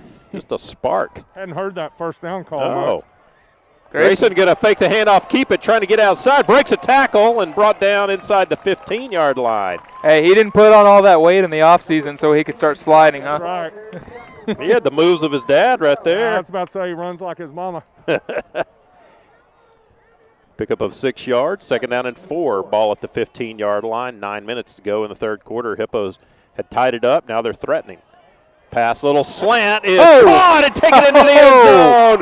Going to be a personal foul, I'm sure, on Waco. Took his helmet off. He ripped his helmet off. That was that Sean Davis? That was Sean Davis. He caught that slant route, got his helmet ripped off, and decided he was just going to keep running right in the end zone. Who needs a helmet? His head's at the 5-yard line, but he's in the end zone. Ball's in the end zone. Yeah, helmet's at the 5, ball's in the end zone. Hey, Touchdown you know, technically Hippos. by rule, if your helmet comes off, you're supposed to stop playing. I'm serious. Yeah, that's serious. old Jason Is that what they're Witten. talking about? They might not give him this touchdown. 8:57 to go. Let's see. You might be right. They might be saying the ball In which should case, be this dead. is gonna affect us more because this can be half the distance for them, and then 15 against. Well, I don't know if it's 15, but it'll be. That's not gonna be a touchdown. Maybe half the distance from there. And here's the call. Personal foul against Waco. Face mask. Oh. Yep. Yep. Ryan's exactly right. Ryan, this is why you're standing right here. Boy, no kidding. So, who needs these officials? Just explain that again. So, once his helmet comes off, the play is officially dead. I say new rule. The Jason Witten rule. Yeah, it's probably about 4 or 5 years old now. In high school and college, as soon as a player's helmet comes off, he's no longer allowed to play, whether he has the ball or not. And so by rule, his helmet got ripped off at the 4-yard line. So the he's down. penalty amounts to a 1-yard penalty. Sets up first and goal. Run the same thing to the other side. Hand off to Kyron Miller trying to barrel that ball. He fumbled, and I think Waco has come up with it. Yep. So just like that, you have a play that the Hippos should have scored on. A penalty against the defense benefits the defense. And on the next play, the Hippos fumble it. Oh, boy, and now we've got flags. I didn't know those guys had that many flags. That was every flag. Wow. Well, not sure exactly what happened. We're kind of at the other end. But kind of let's go back. So on the play before, Sean Davis catches the pass, and helmet is ripped off at about the 2-yard line. So even though he got into the end zone for what should have been a touchdown. Coach Harvey and Coach Cavill it's pretty good discussion between the coaches. Wow. Well, I think LaPlante's getting on. What is he getting on him about? Well, I don't know what's all going on. It's going to be interesting to see how that sorts out. Yeah, not a lot of friendships being made right now. All right. So again, helmet ripped off at the 2. So even though he got into the end zone, play's dead. It's a personal foul penalty against the defense, but it's only half the distance. It's 1 yard. So the Hippos have it first and goal at the 1. Instead of getting the touchdown, they fumble on their first play. Waco recovers it. So right now the ball's sitting at the 1-yard line. Should be Waco's ball. Then you had all kinds of melee breaking out. Fumble on the play. The guy with the ball comes running out. He runs over the sidelines, and then we've got just a pile up. And all of a sudden, Kyron Miller comes running out of the pile with his helmet off. So you're wondering if something happened there. I'm wondering if maybe some punches might have been thrown. Number 70 down here, Dietrich Williams he is fired up. And yeah, I think the whole Hippo everybody team is fired up. There's some.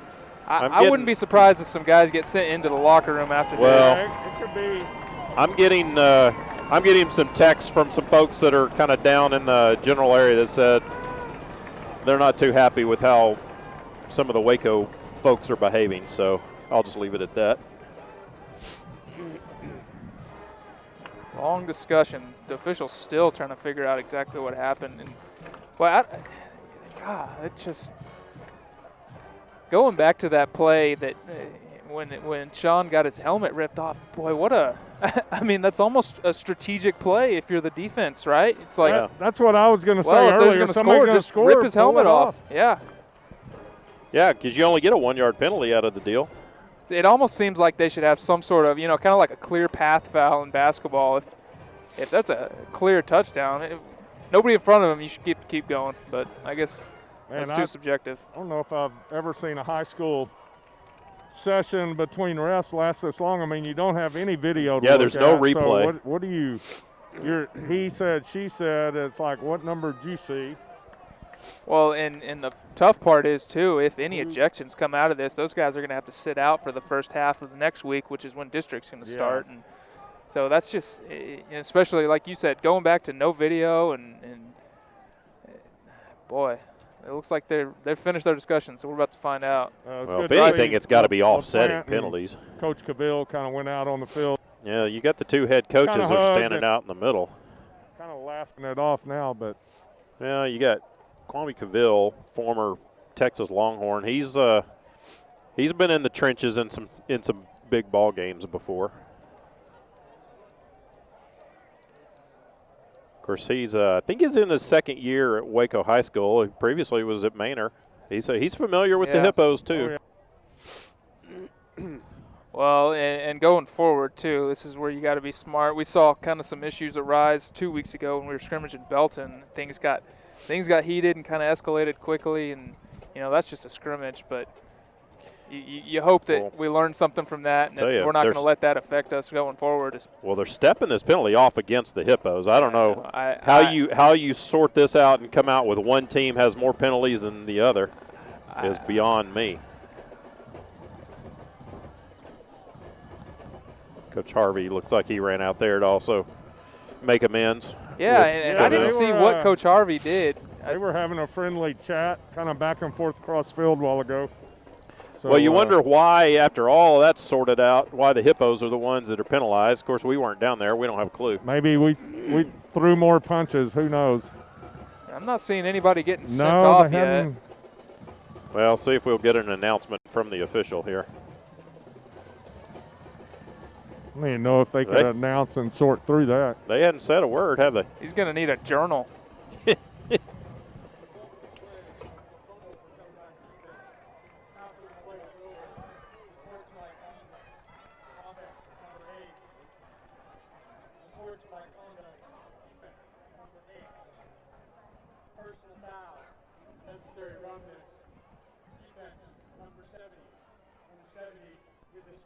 Well, there you go. So Dietrich Williams is tossed out. So unsportsmanlike on both teams, and then a personal foul against the Hippos. And I guess they're not offsetting because his was after the play. I guess. I don't know. Usually that's offsetting. Yeah, I guess if two occurred during, I don't know. It's a big loss for the Hippos anyway. Yeah, two-way player, offensive defense. 1st and 10 for the Lions, and I tell you, handoff, and Hippo defense pretty fired up right now, too. As they should be. Sometimes it takes a little something like that to boy, get a little spark going. Yeah, but down here. Tell you though, Hippos now go back to the first half. They had a possession at the 15-yard line. They came away with 0 points. This time they had the ball down at the 1. They couldn't get in. Well, they this did time get in. we scored. But we did score. Yeah, exactly. Yeah, good point. 2nd down at 13 for the Lions. Ball at the 13. Quick pass, screen pass on that left side. Well Great job by the Hippos. We're going to get a hold, I think they've kind of figured this one out. Get a hold. Probably decline that, I would think you decline that for sure. 13. Boy, and going back to Dietrich getting ejected, that's going to be a big loss in the first half next week versus Westwood. They got to be. I know Brad mentioned they've got about 9 coaches here that are. He heard they were going to be scouting us, and they got to be pretty pleased with that news. Yeah.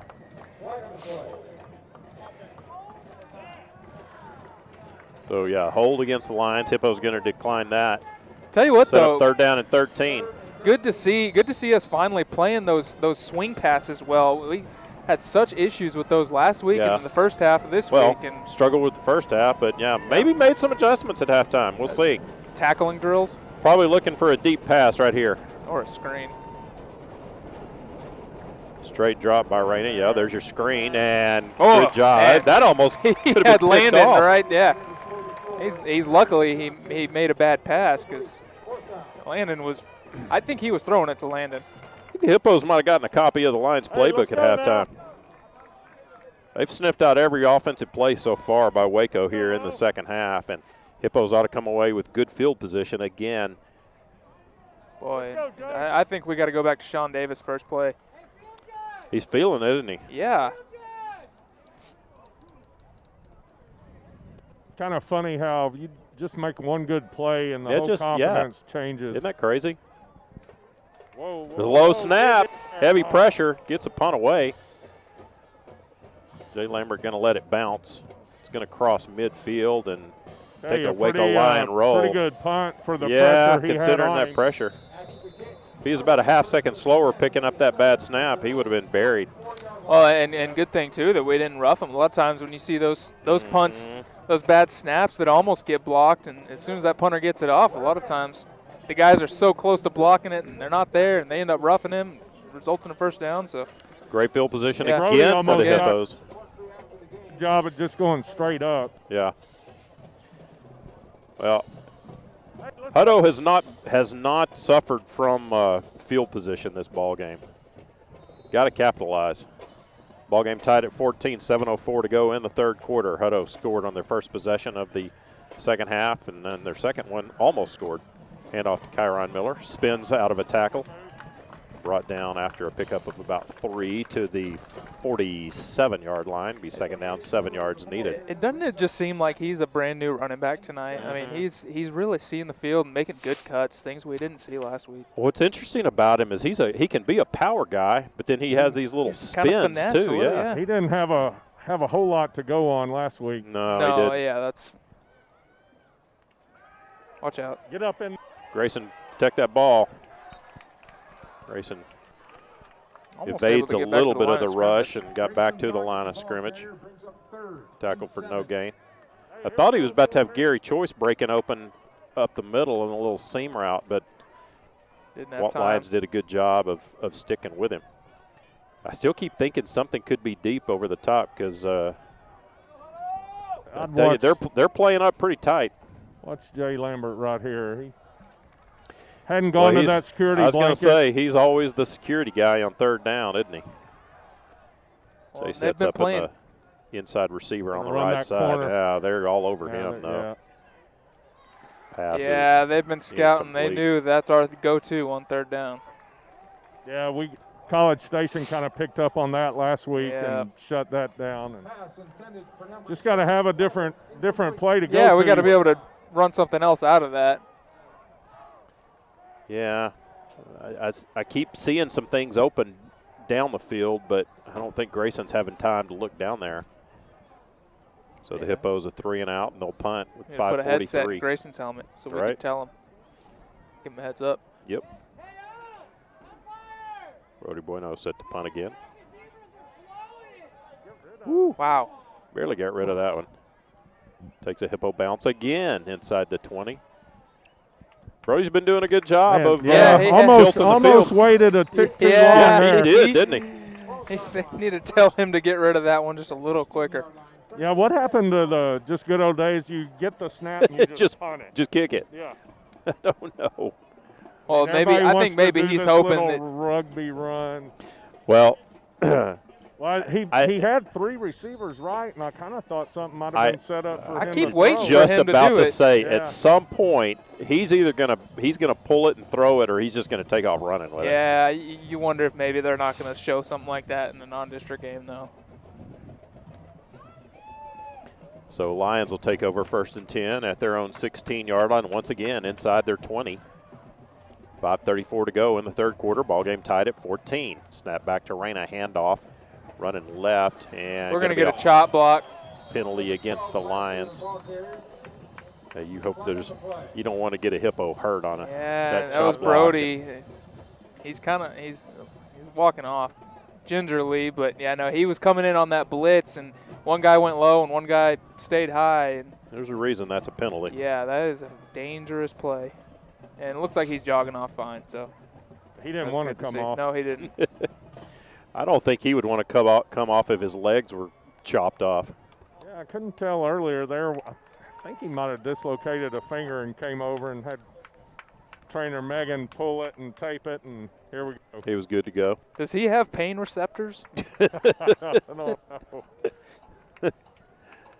I know his stomach doesn't have any. The boy can eat. Oh, he is a freak, isn't he? In a good way. Wonder if his brother's listening. Wonder if Brock's listening at Nacogdoches. Yeah. Stephen F. Austin. Maybe. I don't know. He might be doing the college thing. To have something different to not too interested in watching his brother play. I don't know. Maybe this year since they can watch. He didn't get to see a whole lot, so he might give up on us. After the penalty against the Lions, trying to set that pass. There you go. That Well swing. played. I tell you, no, we've kind of got that figured out now. It's not working this half for Waco. Hippos have sniffed it out. It especially doesn't work when you don't block anybody. Braylon Martinez was out running routes, and I think they were hoping maybe we'd send a corner with him, but Anthony Martinez had that sniffed out. He's seen that about 12 times tonight. So. Tina and Martinez this half have done a real good job of just going tackle low to the legs, and instead of kind of getting pushed off up high, and just done a good job bringing them down. Yeah.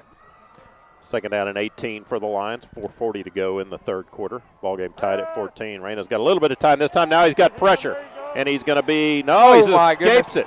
Well, still running. And finally brought down at about the 7-yard line. Amazing job. It's unfortunate when you get bottled up by Braylon and then you finally spin out of it just to run to the other side and find Landon waiting for you. The quarterback's about the size of Landon. He is a large boy. He's a big boy. He's strong. Yeah, tough to bring down. It's like escaping one bear and turning and facing another one. Oh, here we go again. 3rd and long, inside their own 10-yard line. Seems another like we've seen this all for the Hippo night defense. long. Yep. Continue to potentially give the offense great field position if they can get a stop right here. Throwing deep down that right sideline. That one could be picked. It's knocked away. Jay Lambert. Yeah, great play by Jay. With a good job dropping back. Good coverage by Anthony Martinez, too. He was running with him, and Jay from that left side safety spot came over. He was running a cover 2, and he read that the whole way. And, boy, Lions are lucky he didn't pick that off. Well, yes, but he once almost again, underjumped it. The Hippos jump and tip it up in the air, and Braylon Martinez for Waco is had a chance. We've been in too good a position. Went into his hands. Yeah. Right. Once again, the Lions will punt, this time standing in their own end zone. Block one. Could get great field position again. Heavy pressure. Yep. Oh, man. Let's fall on it. And it's going to be fallen on by the Hippos. They'll take the ball inside the 10-yard line. So once again, the Hippo offense gets tremendous field position. I couldn't tell who blocked that. I think, was that Joseph Teagle? I couldn't see. Looked like he came in off that edge. I think maybe that was number 3, Joseph Teagle, who got it. There were about 4 black shirts back there. I tell you, this is a game we ought to be 28-14. Looking at 35. Yeah. Well, I think I can say this is a must score. Yeah, you just can't keep getting chances. You can't have 3 chances inside the 10. No. This one's a must score. First and goal at the 9-yard line after the block punt. 3 receivers right. Wow, that's single funny. receivers left. Wow, that is Landon Watson lined up over on the and they're respecting him. They got a safety in a corner over there. Wide left. Kyron Miller in the backfield. Handoff to Miller. Breaks a tackle. Fights hard up to the 5-yard line. Trying to strip the ball from him. They can't. Thought he was going to break it outside and get a little bit more than that, but he got down to the 5, pick up a 4, second down goal at the 5-yard line, 3:15 to go in the third quarter. Hippos tied at 14 with the Lions, and the Hippos threatening. Hang on to the ball. 2 receivers spread right. Hand off to Miller. This time trying to run right side, can't get a block, and tackled for no gain. He gained about 2. Yeah, he did. You're right. I thought it was down at forward. the 5. And they're going fast, and got the Landon 3. in the backfield with Miller. Look for that lead blocker. Yeah, pull it, Grayson. Hand off to Miller. Fights into the end zone. Hippo touchdown. So Kyron Miller again with the power run. The strength of a Hippo drags a Lion into the end zone for the Hippo touchdown. And Hutto has their first lead of the ball game and of the season. Yep. That's exactly right, with 2:43 to go in the third quarter. So 2 consecutive touchdowns here in the third quarter for the Hippos to grab that lead. Evan Gutierrez on to attempt the point after. Yeah, and it just feels like at this point everything, besides that fumble, everything is going Hippo's way this third quarter. Snap back, hold down, kick up is good. 2:43 to go in the third quarter. It's now Hutto 21, Waco 14. You're listening to Hutto Hippo Football on SHN Sports. A-Plus Federal Credit Union is a longtime supporter of Hutto ISD. Earn cash back and support Hippo Nation with the student-designed A-Plus FCU Hutto ISD Hippo debit card. When you use your Hippo debit card, you and Hutto ISD both earn up to 10 cents with every purchase. Hutto ISD has received over $71,000 in cash back from A-Plus FCU members since August 2016. Stop by the Hutto branch on Ed Schmidt Boulevard to get your card and start earning today. Membership required, insured by NCUA.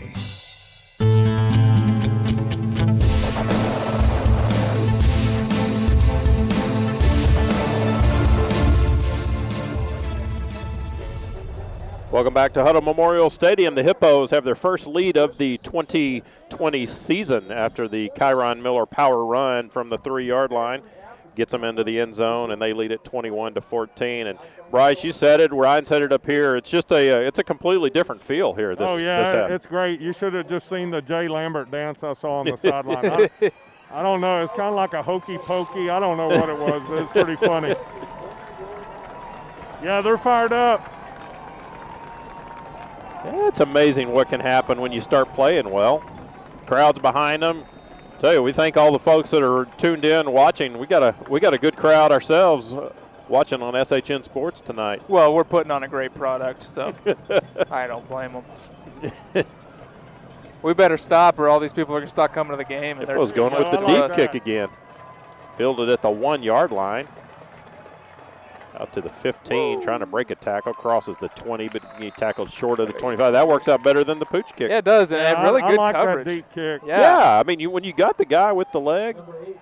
Get it down there, and I mean, oftentimes these teams are putting not their starters on kickoff return. That's kind of the last, Saw it happen in college football last weekend. You can definitely see why the NFL is trying to get rid of that, because on that deep kick right there, I'm just watching. Yeah, I saw like 3 car wrecks. Yeah, it's dangerous. It is. Yeah, sometimes if you got the guy that can kick it deep out of the end zone, just kick it deep out of the end zone. 2:37 to go in the third quarter. Hutto leading 21-14. Lions start first and 10 at their 24. That's like good field position for them tonight. Low snap, picked up, handoff, and tackled behind the line of scrimmage. Hippo defense is just. Brody squared him up. Wow. In a hole. That was Brody. Yeah, no, that was a big fit. Tell you, Brody's done a lot better job this week. He was overrunning a lot of plays last week, and he's a lot more patient, kind of settling in the hole and doing a much better job. Yeah, you just feel like the Hippos right now, they're just playing. They're playing with their athleticism. They're doing the things they've been taught to do. They're not overthinking things. They're just reacting and playing good football. Pass over the middle and almost intercepted. Boy, 1, 2, 3, 4, over 6. the, yeah. 6 black shirts, and they almost. Intended for Raymond O'Neal, and he had a Hippo that was sliding behind it that almost picked up the deflection, but again, great coverage. What's crazy, you had 5 Hippos there on that. I don't know where they all came from. I don't either, but he still almost slipped it in there, but I think it was 6. I counted 6 black shirts around that ball when it hit the ground. Yeah, he had some pressure on the quarterback. Third and long again. Here we go, 3rd down and 10. Reno with the pass down that left sideline, open, and fortunate that was a little bit overthrown. He had 2 receivers sprinting down that left sideline. Two wide open. Yeah. I didn't know which one was going to catch it. Well, fortunately, it was the short one and not the deep one, because the deep one would have still been running. We were playing a cover 2, and that's exactly where you need to throw it to beat. And safety doesn't have time to get over there, and the corner's usually sinking, and he was able to put it in that little pocket. Might be Waco's first down of the second half. Move the ball out to the 44-yard line. Finally get it out from the shadow of their end zone, trying to set up that screen pass. Got to fall on that ball. It's going to be a forward pass. Incomplete. Got the receivers kind of looking for us now because we're closing so fast on it. Yeah, those little screens are not near as effective as they were the first half. No, got to be careful, though, because we're closing in so fast. Yeah, you don't want a little pump and go. Exactly. Little pump and go. 1:32 to go here in the third quarter. Hippos leading 21-14. Hippos have reeled off 21 points in a row, I believe, right? No, it was I guess 7-7. That's right. Pass intended for 10 Braylon Martinez, overthrown in front of the Hippo bench. Another 3rd and long situation. Yeah, just. Hey, let's go, D.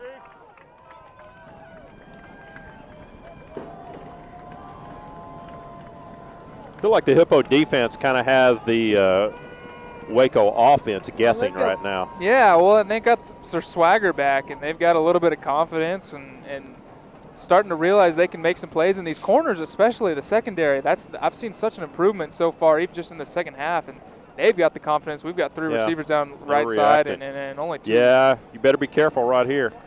Blitz coming. He's got a man in that slot. Oh, wow. And he dropped it. Boy, Martinez was open. He could have, if he catches that, he spins back outside and could have been running over there in front of Like we were Bryce. just talking about, they tried to show that swing pass and pumped it out there and had a guy sitting 12 yards curl route right from the first down, and he just dropped it. And that's at least a first down, and he might turn that outside, like you said, and take that to the house. Hey, it's not like we didn't give them some drops in the first half, so we'll take their drops. So 4th down and 10 at their own 44-yard line. Hippos might not get good field position for a change. Again, a low snap. Watch not a great punt. Oh, it takes a Hippo bounce. So they will get good field position. 37, right about where we've been all night. Back that ball up again, and tell you, if you can teach your golfers to do what this punter does with his punts. Yeah, he can. I've never understood a getaway call that is called on a football field. I won't say it over the air, but I don't know where that came from. Yeah. But it's used by most teams. It's interesting.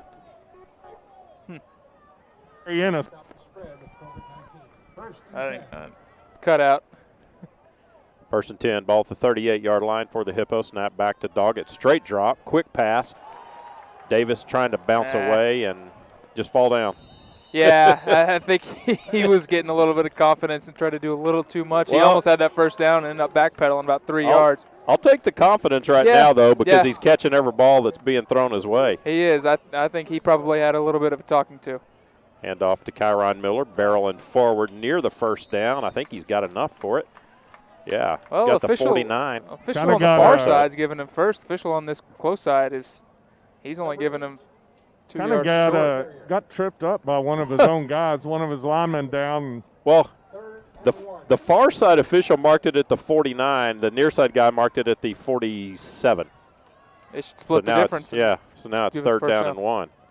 There we go. He's got a man wide open. Gary Choice at the 20. Nice. He will walk into the end zone. Touchdown, Hippos. Boy, what a beautiful play.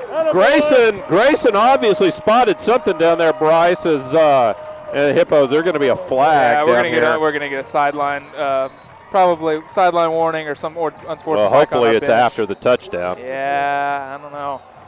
Yeah, no, that was a very well set up play, though. They faked that screen pass, and they bit on that so hard and just slipped Gary Choice out for a easy pitch and catch. Well, and Grayson made a really nice throw, because sometimes the most wide open throw is the hardest one. Yeah, and he had pressure in his face and just waited as long as he could.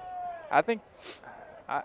So the penalties or flag is laying back here at the 30-yard line, and there couldn't have been anything that impacted the play because Gary Choice was 30 yards behind the before he scored. Behind the receiver. If that's 2 touchdowns taken off the board. 2 passing touchdowns, too. Well, and again, whatever the penalty is completely unnecessary. As Gary there wasn't a Waco line 30 yards within him. Oh, after the play, good. Touchdown stance, awesome. After the touchdown. Who did they call that on, Bryce? I thought it said 20. I thought so, which is the kicker. Which is who you want running onto the field because he's going to kick the extra point. Like, I got to go do my job, man. He was running on too quick to kick the extra point. I thought he said 20 also. They're running that NASCAR PAT. The kicker always runs on after the touchdown. Interesting. Well, I don't think he's going to get in trouble for that one. So Gutierrez ran on, and now he will attempt the extra point.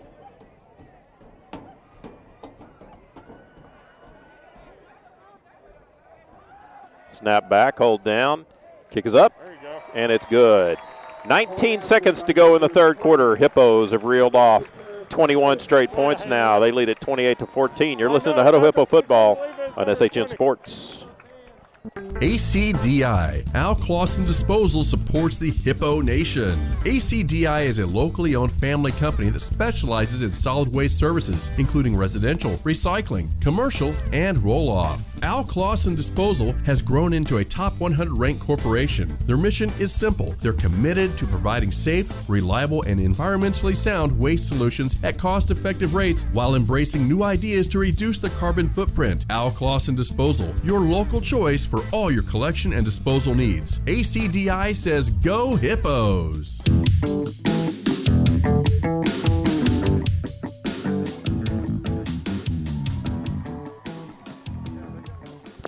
Welcome back to Hutto Memorial Stadium. Hippos strike on the 55-yard reception. Gary Choice. Grayson came over to me, sideline smiling and go, "Hey, Evan got the flag." I was like, "Oh, yeah." I think he was just on the field too quick going for the PAT. Yeah, he knew he was about to kick. It's funny. Well, the best part of what you just said is Grayson ran up to you smiling. Yeah. Means these guys are having some fun right now. Well, shoot, they ought to be. He was kind of excited. 21 points, third quarter. So the penalty on the unsportsmanlike penalty because your kicker ran onto the field too quick to try the extra point, marches them back. So they'll kick off from their own 25 now. Well, Evan gets a chance to do something about that, doesn't he?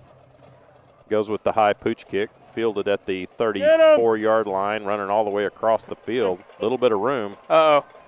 Across midfield. And Evan makes a tackle. I think Gutierrez is pretty fired up, isn't he?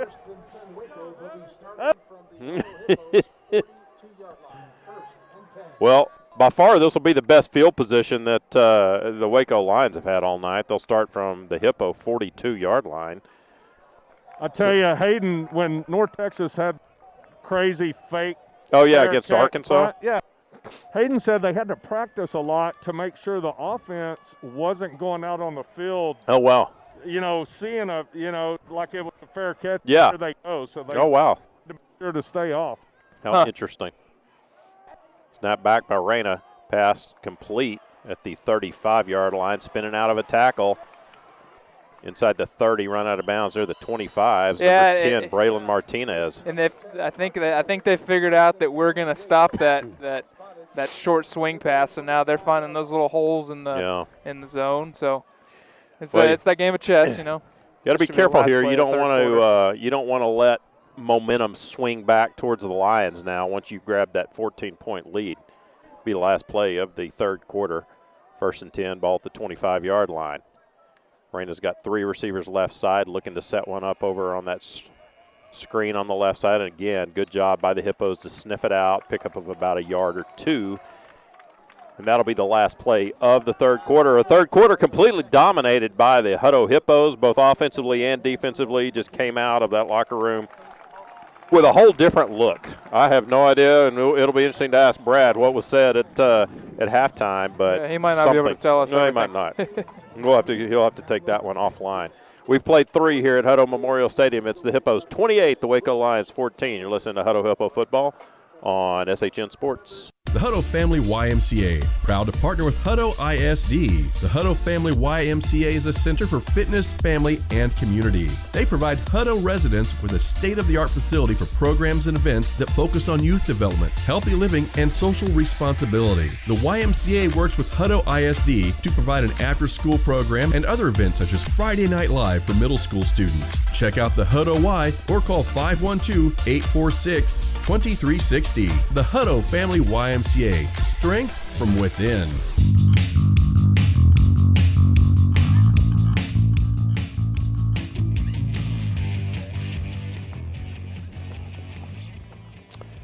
Set to start fourth quarter here at Hutto Memorial Stadium. All Hippos in the third quarter scored 21 points. Came out of the locker room trailing 14-7. They head to the fourth quarter leading 28-14. Yeah. That's the team we expected before the season started. Yeah, It's a team that that's we what thought we've been used to we'd see seeing. last week. And, yeah, you're right. It's defensively shutting people down, offensively getting the spark, and just capitalizing on momentum. Yeah. And that's been the biggest thing that we've not seen up to this point is the capitalization. And, boy, that's good to see. Got to keep feeding off of that here in the fourth quarter. Snap back to Reyna, hand off to Laster, and gets forward to the 23-yard line. Going to be a third down, about 8 needed for the Lions. Well, thing is tonight, the second half are still young, still going to make mistakes, but, the kids playing hard, flying to the ball, having fun. Well, like Brad said, the coaches show, he and I talked about it too. You grow up a lot and you learn a lot between weeks 1 and 2, and I think for the Hippos it's between weeks 1 and 2 and at halftime. Oh, there's a big run by the Lions inside the 5, pushing forward and taking it in for the touchdown. Wow.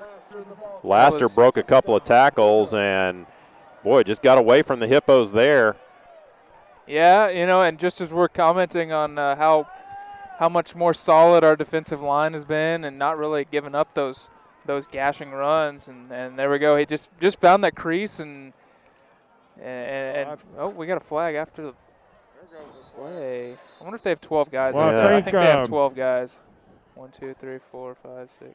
Between the – yeah, they got 12 men. Between quarters, we had I think they're kind of gassed and tired on defense. You had Braylon and Landon laying down here with the trainer stretching them, kind of stretching out cramps, and so probably catching up a little because they didn't play a full game last week. Right. Landon, Braylon didn't play maybe half the third quarter, and that was it. Yeah. Don't know what the penalty is, but it's called an unsportsmanlike against Hutto on the extra point. So I'm sure they'll mark that off on the kickoff. So Lions strike quickly here to begin the fourth quarter, and they're back in this one. Got to keep playing. Snap back. Oh, almost blocked. Hold down. Kick is up, and it's good. Somehow he got that one off. 11 to go here in the ball game, and the Lions have now they've cut the Hippo lead in half, 28-21, and probably going to be kicking off from a nice spot too. Bryce, any idea what that unsportsmanlike was all about? Something had to been said. I saw the ref kind of say something to Jay Lambert, and I don't know if he said something was said after the touchdown. Yeah, I mean nothing physical happened because they were just lining up to kick it, and all of a sudden the ref comes flying in, throwing the flag, and not just throwing it, throwing as high as he possibly can. Yeah, that thing got above the lights. That's a ref looking for the drama effect when he throws his flag. There's been a lot of talk between these get-go, and I guess ref just went something. Well, at this point, you got to be looking for onside kick, you got to be careful onside kick because worst case scenario, we get ball at the 35. Yeah, 15-yard mark off, and the Hippos or the Lions are going to be kicking off from the Hutto 45-yard line. They got a hands team in, so they're definitely looking for it. Hey. Hands team doesn't mean anything. 2020 has been the year of successful onside kicks, and I can speak from awful gut punch personal experience that a hands team one went nothing. against you, and then you had the Cowboys for you. So there you go. I would trade. I would have taken the one that went against me for, So here we go. Just kick it through the goalpost. You're right. Yeah, they're not set up for an onside kick. You might be doing what you just said. Fair catch that. Yeah, because then you get it at the 25.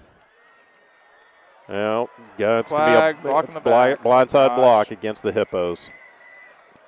Yeah, that fair catch is looking good now. And another flag. I think it's maybe a unnecessary roughness on the kicker. It almost looked like he was. Well, the one that's back at the 10-yard line's a block in the back or blindside block. Then you got one up here at the 45 in front of the Hippo bench that Ryan thinks maybe could be against Waco. Might have offsetting where they might re-kick this. which would. But you're exactly benefit us. right. If you fair catch that ball back at the 5, it comes out to the 25. Yeah. Unnecessary roughness on the kicker. Are you serious? You're gonna have an unsportsmanlike against the kicker and an unnecessary against the kicker.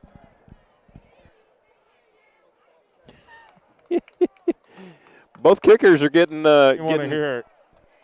Both kickers are getting penalties for things kickers don't normally get penalties for. I think they're going to re-kick this. Yeah.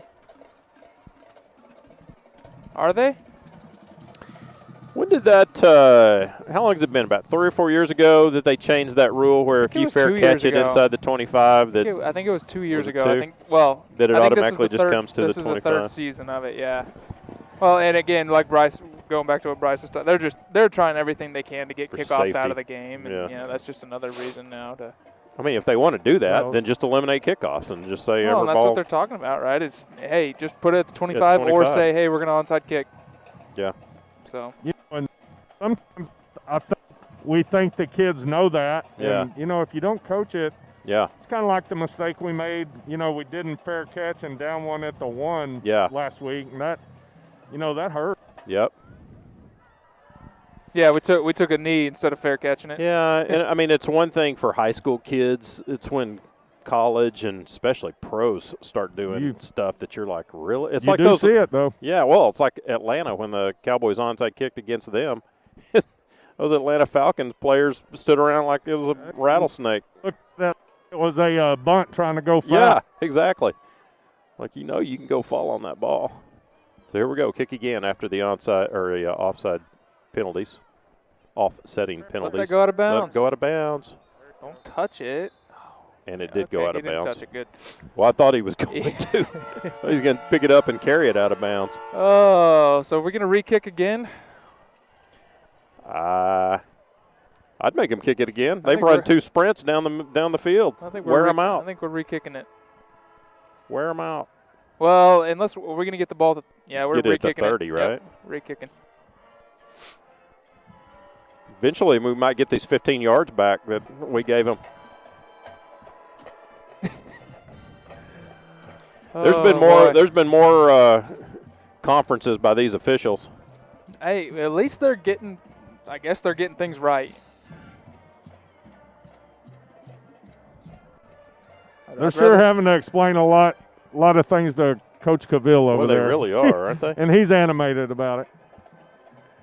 Although they're over here with LaPlante too, so I guess both sides are getting even treatment. Brad's not short in the animated department either. No. Neither's Adam Harvey. Yeah. Learned that real good. Plant needs to wear a hat, though. Missed throw. Yeah. We need to check and see how – we haven't checked scores tonight. Oh, why don't we do that? See how Van the Man's doing over at Weiss. Yeah, they kind of took a beating. Vista Ridge big over Leander, 45-0 with 10 minutes to go in the fourth quarter. Yeah, I think Vista Ridge is going to be a tough go this year. Hey, Cedar Park and Cedar Ridge are in a nail biter, 21-14 Park over Ridge, starting the fourth quarter. What was the score of the Vandergrift Cedar Park game? And that was 21-14 21-7, I believe. 21-7. So wait a second. So why is what was the penalty against Hutto? I don't think it was. I think we added 5 yards from where the ball went out of bounds, but I'm not sure why Brad didn't choose to re-kick it. Interesting. Maybe they said we touched it, and I don't know. But then it wouldn't have been a penalty. Yeah, I don't know. Go, Gary. Gary Choi's trying to break a tackle. Gets to the 25, and it hit hard. Oh, and there we go. At the 27-yard line. Now we're at the 25. Yeah. Tell you, one of the lines, safeties or corners, number 6, I believe. Well, he got upended and went head over heels. Didn't see who hit him, but. Yeah, I guess Gary got just enough for the first down.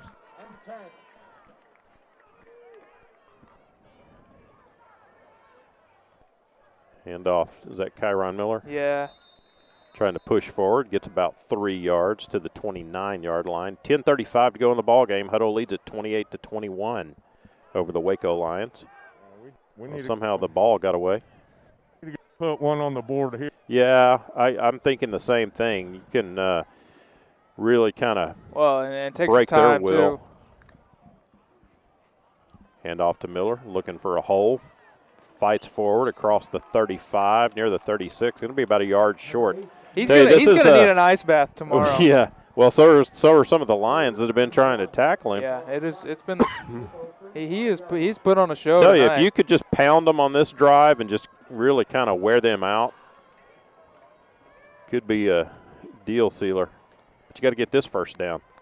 Hand off to Kyron. Breaks a tackle at the 45, 50-yard line, and inside Lion territory at the 48. He breaks free, and it's almost like he slows down so he can find somebody to hit. Get an unsportsmanlike on number 23, who is at Tyron Minute.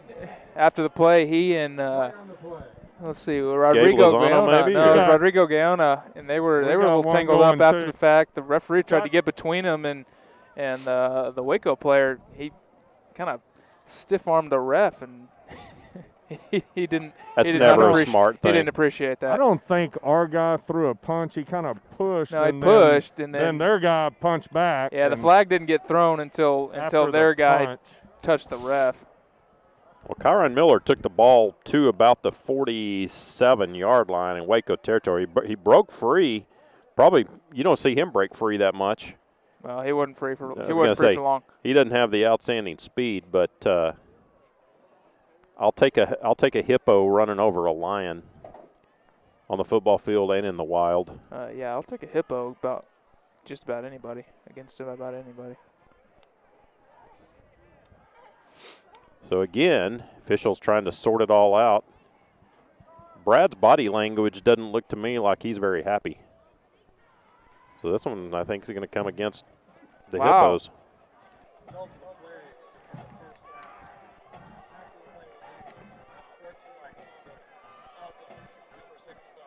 Boy, I don't know about that. And he was just been disqualified too. What happened to the punch? I don't know. Second Hippo player that's been disqualified tonight, and I know at least this one probably was not deserving. No. Well, he pushed, and the Waco kid punched, and wow. We got the bad end. Well, 1st and 10 for the Hippos.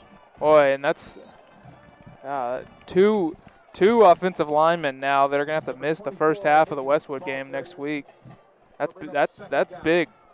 I didn't even think about that part. Pick up a 4, 2nd down and 6 for the Hippos. 9:10 to go in the ball game, leading 28-21. Got to control those emotions. Yeah, but like you said, sometimes it's not. Sometimes they see the second guy. Well, this time big loss. Yeah, I don't know. That's frustrating. Yeah, it is. I think that's a situation of the refs think that the game's kind of getting out of hand. Trying to make a statement. Yeah, let them know. So loss back to the 35-yard line, 3rd down and 12. This is all of a sudden kind of getting dicey for the Hippos. Yes, it is. 3 receivers right side, single receiver left. Put a man in motion, choice going from right to left. Straight drop by Doggett. Now he's flushed to his right. He's got a man over the middle. It's caught. Put that at ball midfield away.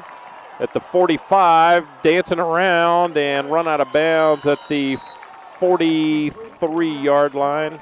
Sean Davis is having quite the second half. I tell you, for all the drops he had in the first half, he is really a new man. Yeah, he turned it on. I think it's the wardrobe change. He threw on a long white dress underneath his jersey. Must have put some sticky gloves on too. That's Grayson, too bad. Yeah, he had Jay. Like he was trying to throw a little. I think he was waiting for Jay to turn around and catch that, and Jay thought he was running free. And I think both were correct. Both would have worked. Yep. Both were correct if they would have been on the same page. If they run that same play again, if he'll pump that and then let Jay get behind the guy. 2nd down and 10. Split 2 receivers here to the right and 2 receivers left. Kyron Miller in the backfield with Doggett. Oh, and that's a connection that you don't expect to have a lack of chemistry. Yeah, right. For those two. Miller goes in motion out of the backfield. Interesting setup, empty backfield now for Grayson. Straight drop, trying to set up a screen. Oh, boy. Careful with that. Wow. They sniffed that out. Yeah, they did. Well, that wasn't exactly disguised.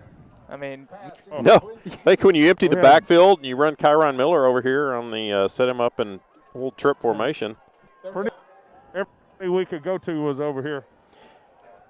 Brad, talking to the official about something. I'm not sure what he saw, but so 3rd down and 10, 8:05 to go. Offsides, should be a free play. oh, did we? Stop We must the play. have moved. Or either that or they're going to say No, the contact was made right, yeah. before the snap. It's unfortunate.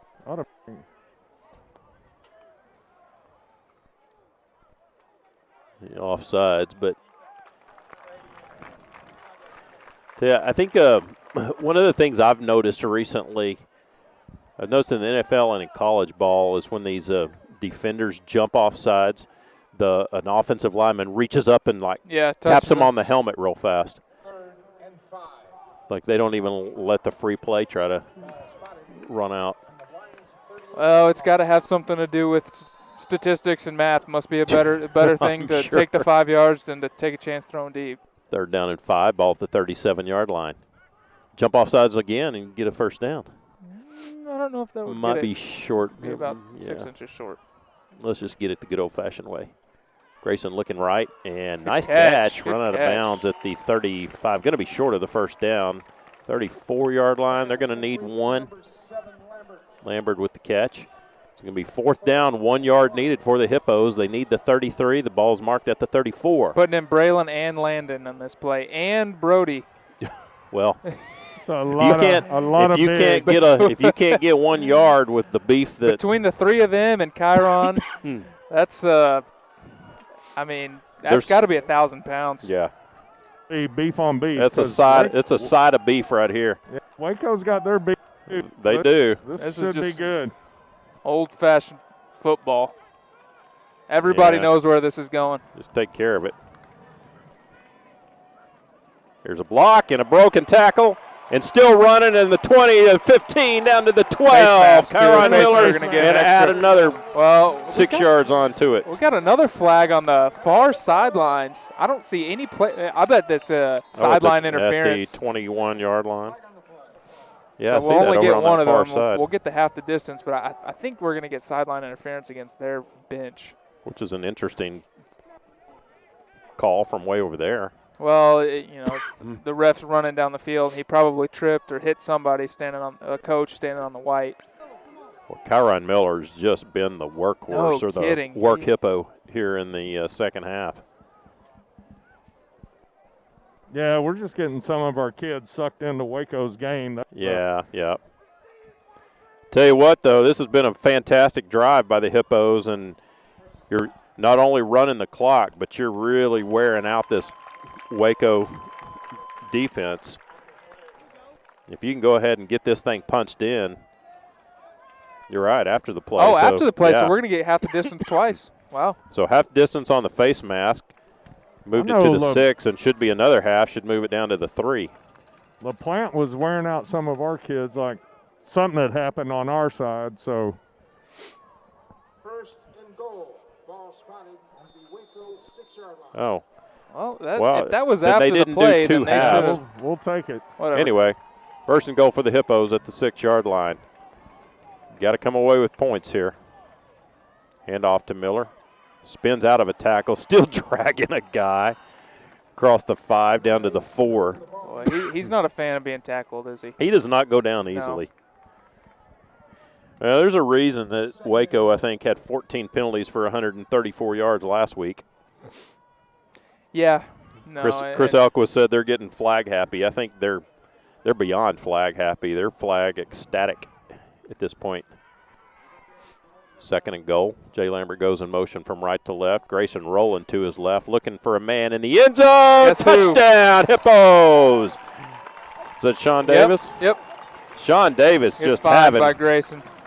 Yeah, nice play as Grayson rolled to his left. Jay kind of drug across that front of the end zone, and then Sean slipped in behind the back, and Grayson found him for the Hutto touchdown with 7:05 to go. stretch the lead to 34-21 with the Evan Gutierrez point after attempt to come. Well, and kind of that same rollout corner throw that we usually see Grayson going to his right. He's looking for Jay. That time he had Jay going short. He was covered up, but Sean was able to sneak in the back of the end zone and wide open for that touchdown. Good find, good pass by Grayson. Hold down, kick up, good. 7:05 to go in the ball game. It's now Hutto 35, Waco 21. Listen to Hutto Hippo football on SHN Sports. A-Plus Federal Credit Union is a longtime supporter of Hutto ISD. Earn cash back and support Hippo Nation with the student-designed A-Plus FCU Hutto ISD Hippo debit card. When you use your Hippo debit card, you and Hutto ISD both earn up to 10 cents with every purchase. Hutto ISD has received over $71,000 in cash back from A-Plus FCU members since August 2016. Stop by the Hutto branch on Ed Schmidt Boulevard to get your card and start earning today. Membership required. Insured by NCUA.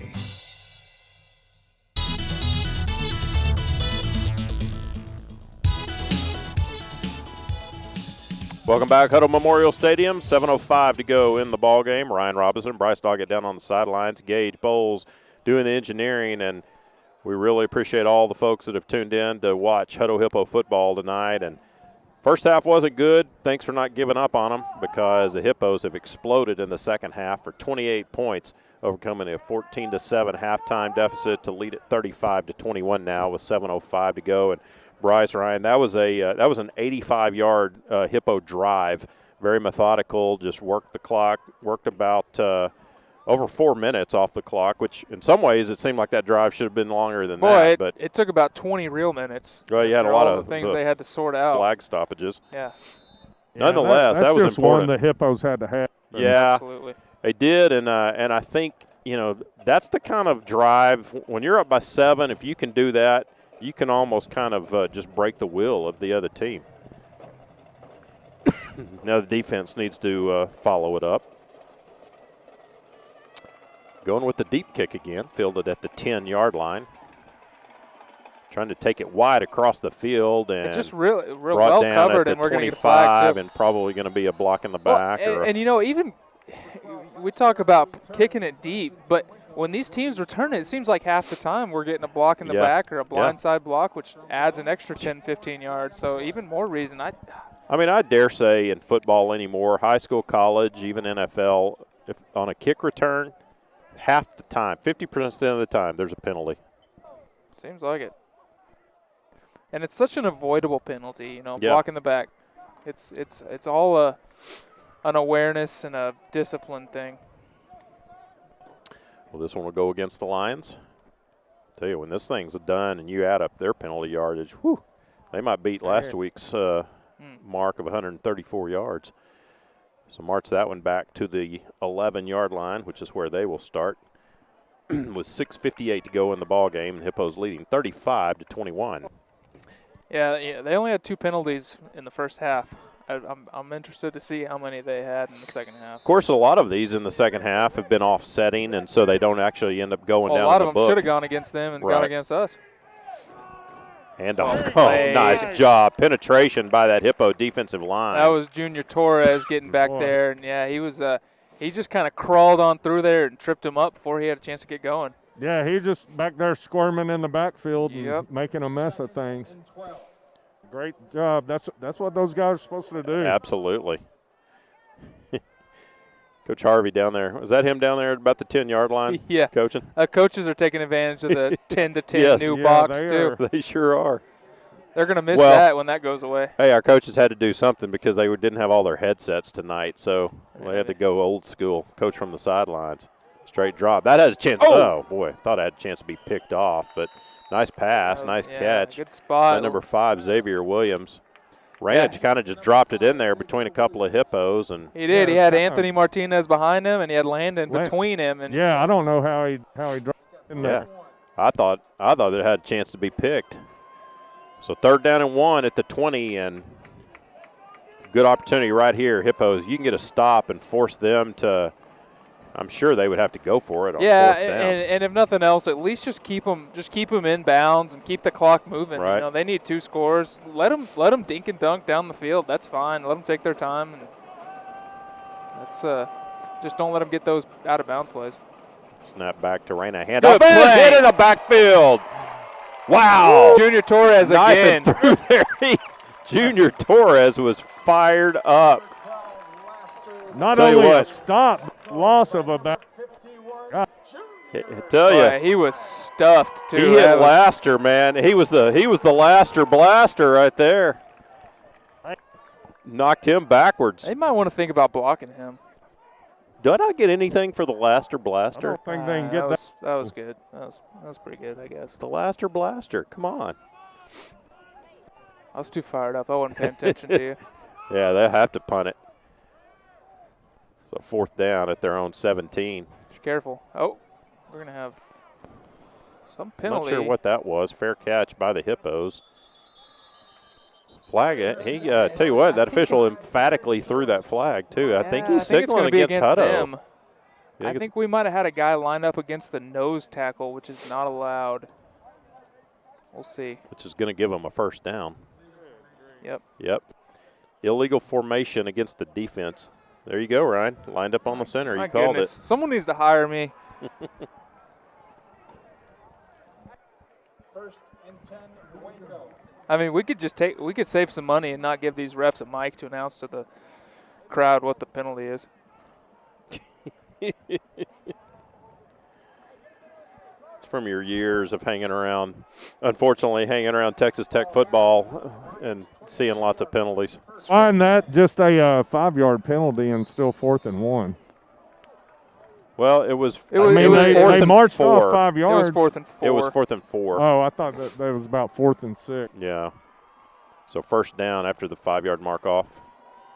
Reyna looking to throw. Oh, interesting.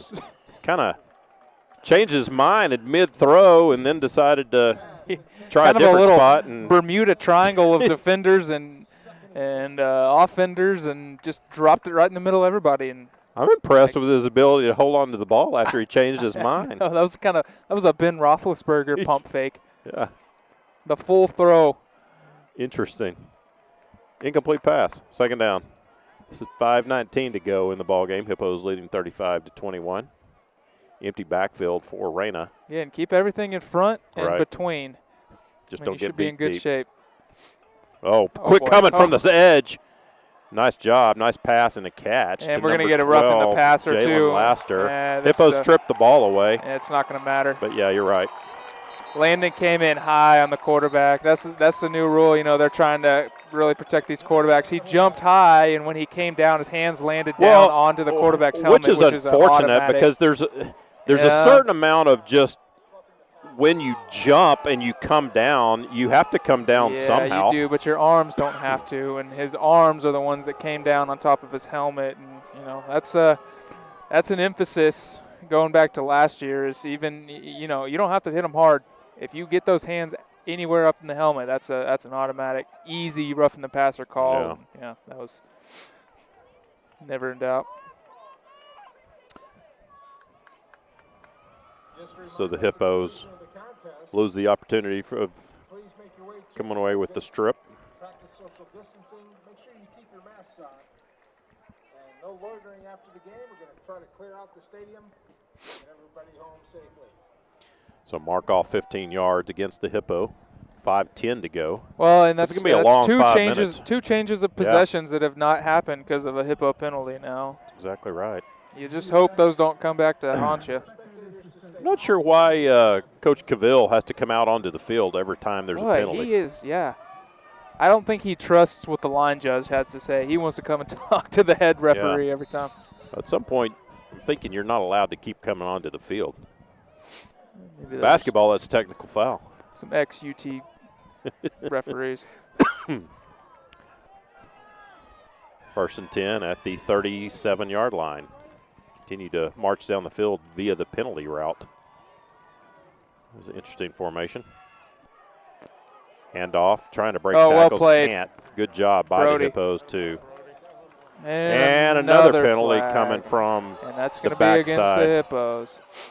I don't know who that is. Well, that 90. That's Charles Green. I think you said it earlier, maybe Bryce said it. We're getting sucked into their game right now, and bad discipline on our part.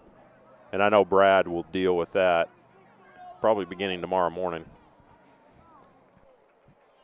It's one thing to play the game physical, and you're out there hitting each other, all that. So sometimes it's just a reaction, but well, that's just you've talking. got to develop. And then once again, Coach Cavill is standing out in the middle of the field and middle of all of them. And you got to be smart, though. It's like it's one thing to do some trash talking and maybe say some things you shouldn't, but at least have some awareness of who's around and where the referee is, and know when you can and can't do that. So, again, that's it's just a teaching moment, but that's a senior that's making that mistake right there, and that's so 1st and 10 at the 47-yard line. They've gotten 45 yards, it seems like, in penalties. Yeah, 35.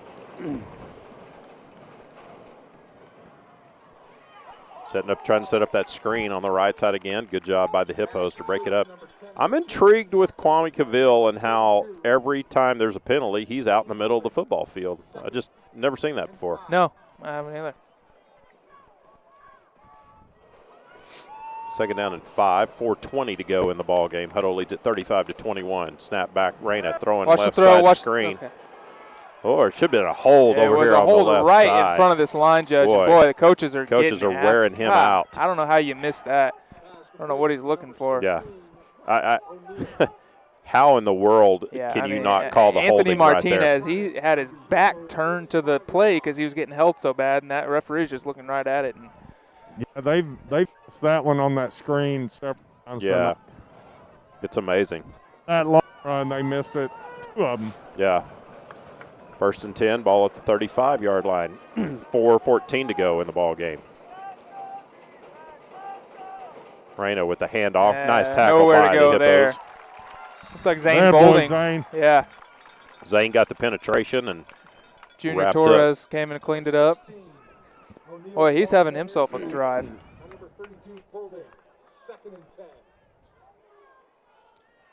Clock keeps running, though. That's fine. Yep. That's right. Seem to be in a hurry, which is good by me. Sure. Tell you one thing, when this game's over, these teams probably need to keep some good distance between them. Yeah, it's probably good that they do the wave Do this like year. we did last week. Let's just line up on the hash marks and wave at each other. Yeah. I'm not sure they'll even do that, quite honestly. Reyna with that outside. throw. Got to wrap him up. Don't let him break the tackle.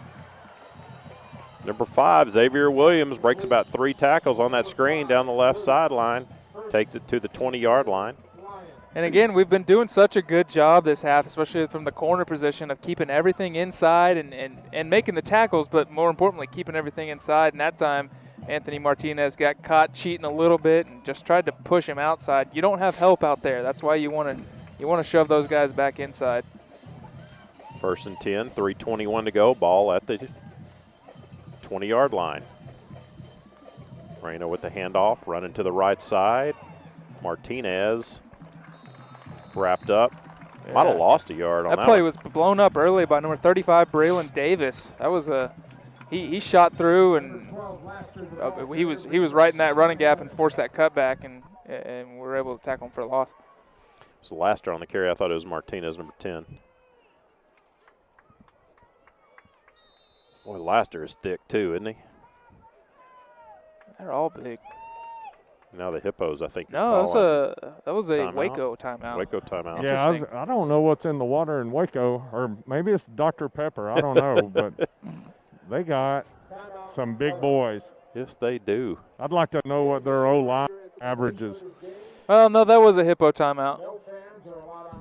Well, it seems like Waco always has big boys and good athletes, but you even go back to when we had those games against La Vega. La Vega had some pretty big old boys themselves. Yeah, they're tearing it up in 4. Mm-hmm.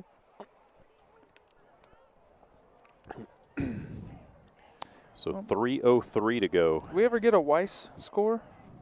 I don't know that we did. I don't believe we did. Let's see. When I looked it up. I don't know who they were playing tonight. What district are they in?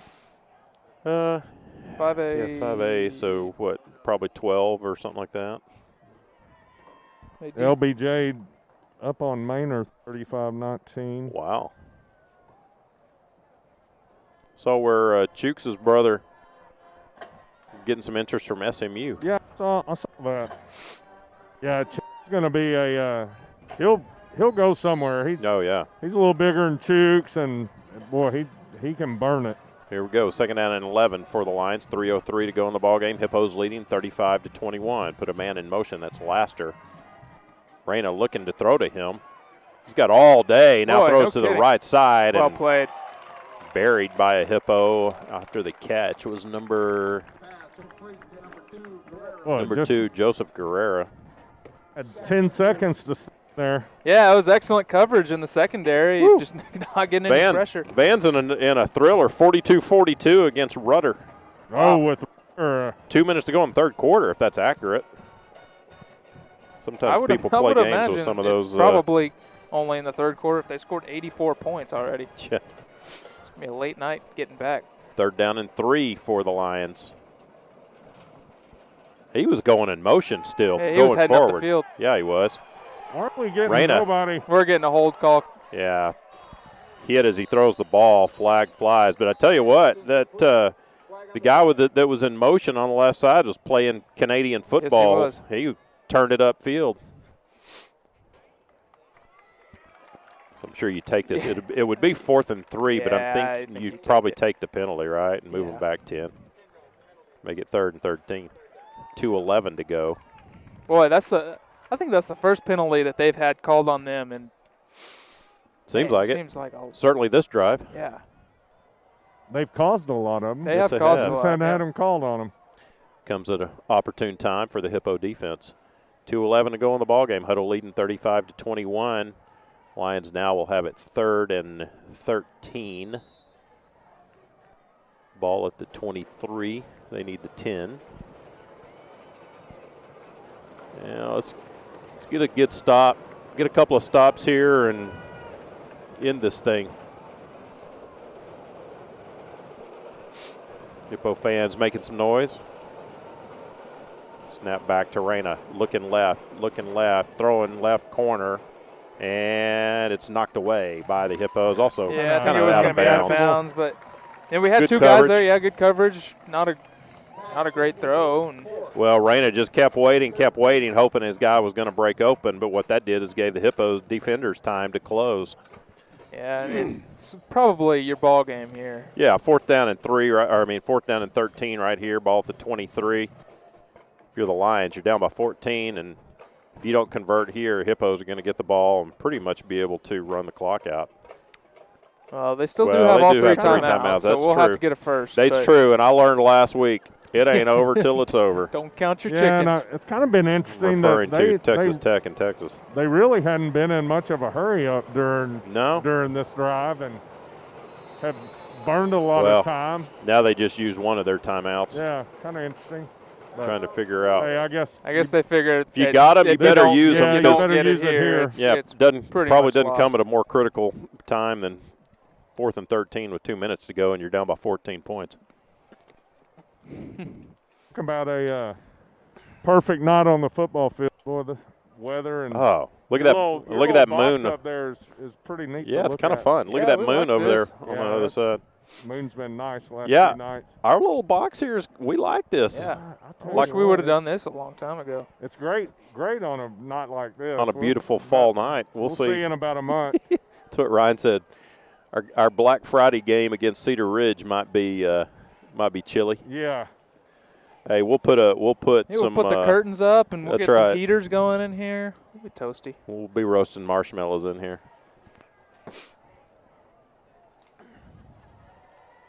All right. Awaiting the Waco Lion timeout. I think a lot of the Hippo fans feel the same way about this game potentially being over. It looks like people are starting to head out. I'll tell you, if they can end it right here, they will head out, which would be fine. You know, we want to continue to keep people kind of distanced. Spread out the leaving process. That's right. Yeah. So here we go. 4th down, 13 yards needed. Hippos need to get a stop.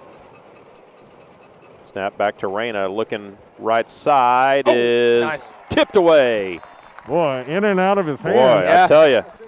Same thing with Reyna going has over the- those guys he that he does. throws the ball up high where they can jump and get it. Well, and poor Jose Pena, he's just kind of been getting picked on all day. They're just throwing it up top. Well, and I was he going to say, just and his doesn't have the coverage, height. his His coverage has is not good. been He's in bad good at position. all. He just doesn't have the height to go up and get it. Sometimes it's just a physical issue. Yeah. Worked out that time. So good stop by the Hippo defense. Offense will take over 1st and 10 at their own 23-yard line. Probably going to see a lot of number 8. I think that timeout earlier that we thought that Hutto took, I think it was called by Waco because I'm seeing that they have one timeout left. Yeah, could have been. So Hutto will come out 1st and 10, 23-yard line. 1 first down should be enough to seal this deal.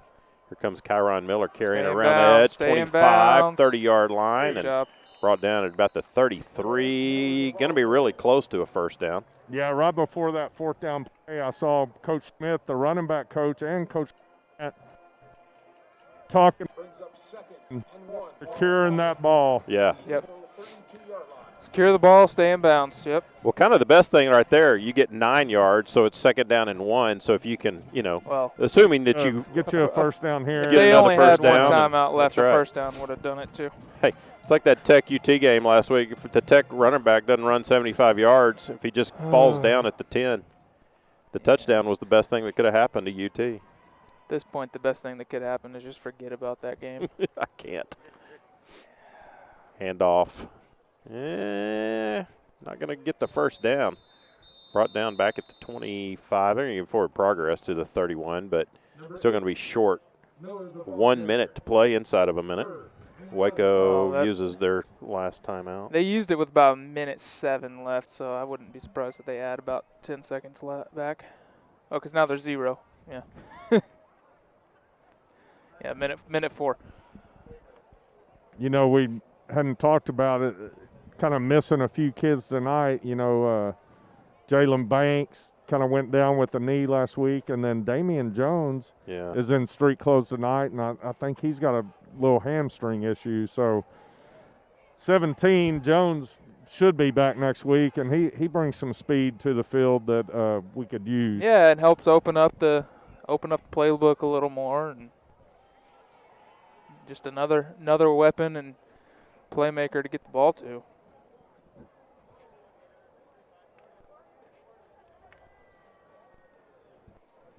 Let's see if we've got some more scores from.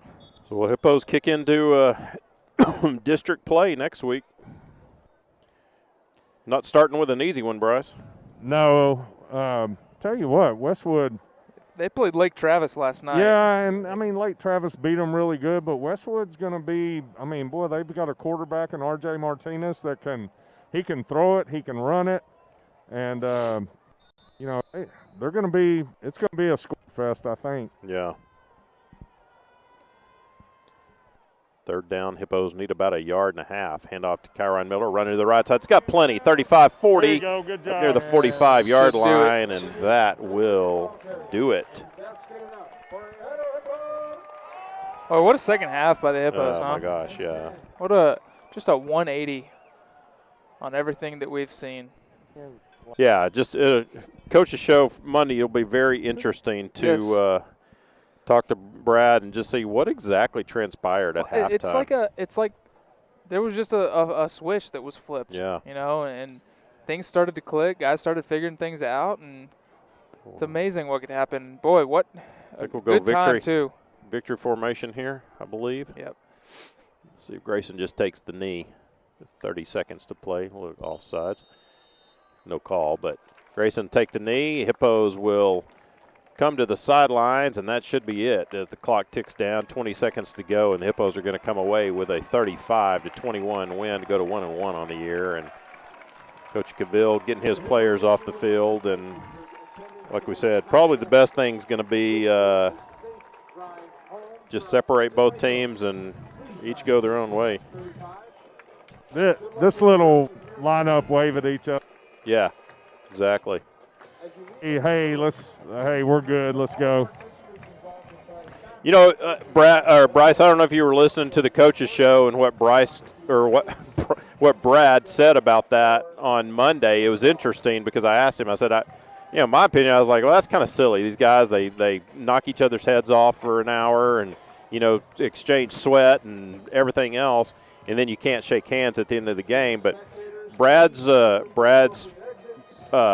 assessment of it was actually pretty good. He kind of changed my opinion. He said, that's true, but you have these guys that are doing – you kind of have these little mini wars between just a few little players here and there. So, one guy, especially in the line, right, you might have 3 or 4 or 5 guys that you come in contact with during the course of the game. But if you go shake hands, now you're coming in contact with everybody.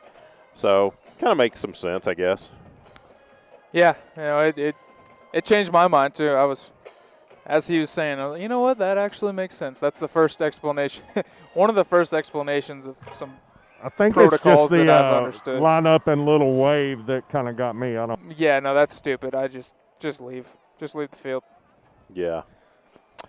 Well, a great game for the Hippos, or a great second half for the Hippos. It all started kind of slow, and then halftime they trailed 14-7, and just there was no spark. There was really nothing positive going on, and come out second half and completely changed it. Reel off 28 points and come away with the 35-21 win. Yeah, and like we said, what a good boost of confidence going into next week, first game district, and you kind of feel like maybe we've got some rhythm going, and we feel that we can. Hey, there's Davion Davis down on the sidelines. Oh wow, right down there. Good for Davion. I wish he was up in Minnesota playing this weekend. Yeah, you don't want him to be here, but no. I have hopes that he's going to end up back with their on their practice squad. Yeah, or somebody's.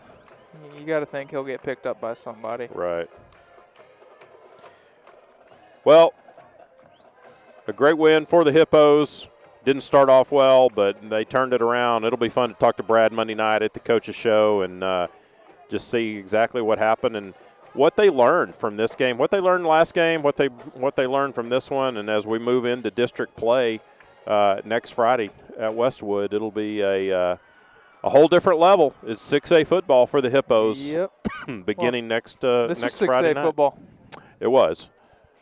District 6A football begins next Friday night. All matters. In Round Rock.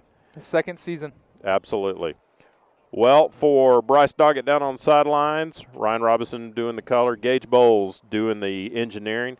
We appreciate everybody that joined us tonight and watched Hutto Hippo football. Hippos come away with the 35-21 win, move to 1-1 on the season, and they will launch district play next Friday night at Westwood. Join us for the coaches show Monday night. Come out to the Rio Grande restaurant on the patio. We do a coaches show there. It's a lot of fun. You can sit and actually this Monday night, we're actually also going to do like some little door prizes and things like that. So come out, win a hat or a shirt or maybe even a gift card to Rio Grande. Are we eligible to win those prizes? I don't know. We'll see. I'd like my name in the hat. Okay. But, yeah, no, come out and join us. It's at 6 o'clock on Monday night at Rio Grande, and, we do that for about an hour, talk to Coach LaPlante, and also have some other special guests, and then stick around and eat dinner or watch Monday Night Football, whatever you want to do there at Rio Grande on the patio. If you haven't been, it's a really neat setup that they have there. Yeah. It's a great place to just hang out. Yeah, we enjoy it. So if you can't join us on the patio, you can join us live stream on this same link that you tuned in tonight to watch Hutto Hippo football. But we'd love to see you at the Rio Grande restaurant. Monday night, 6 o'clock, coaches show. Final score, Hutto 35, Waco 21. Have a great weekend, everybody. We'll see you Monday night at the coaches show.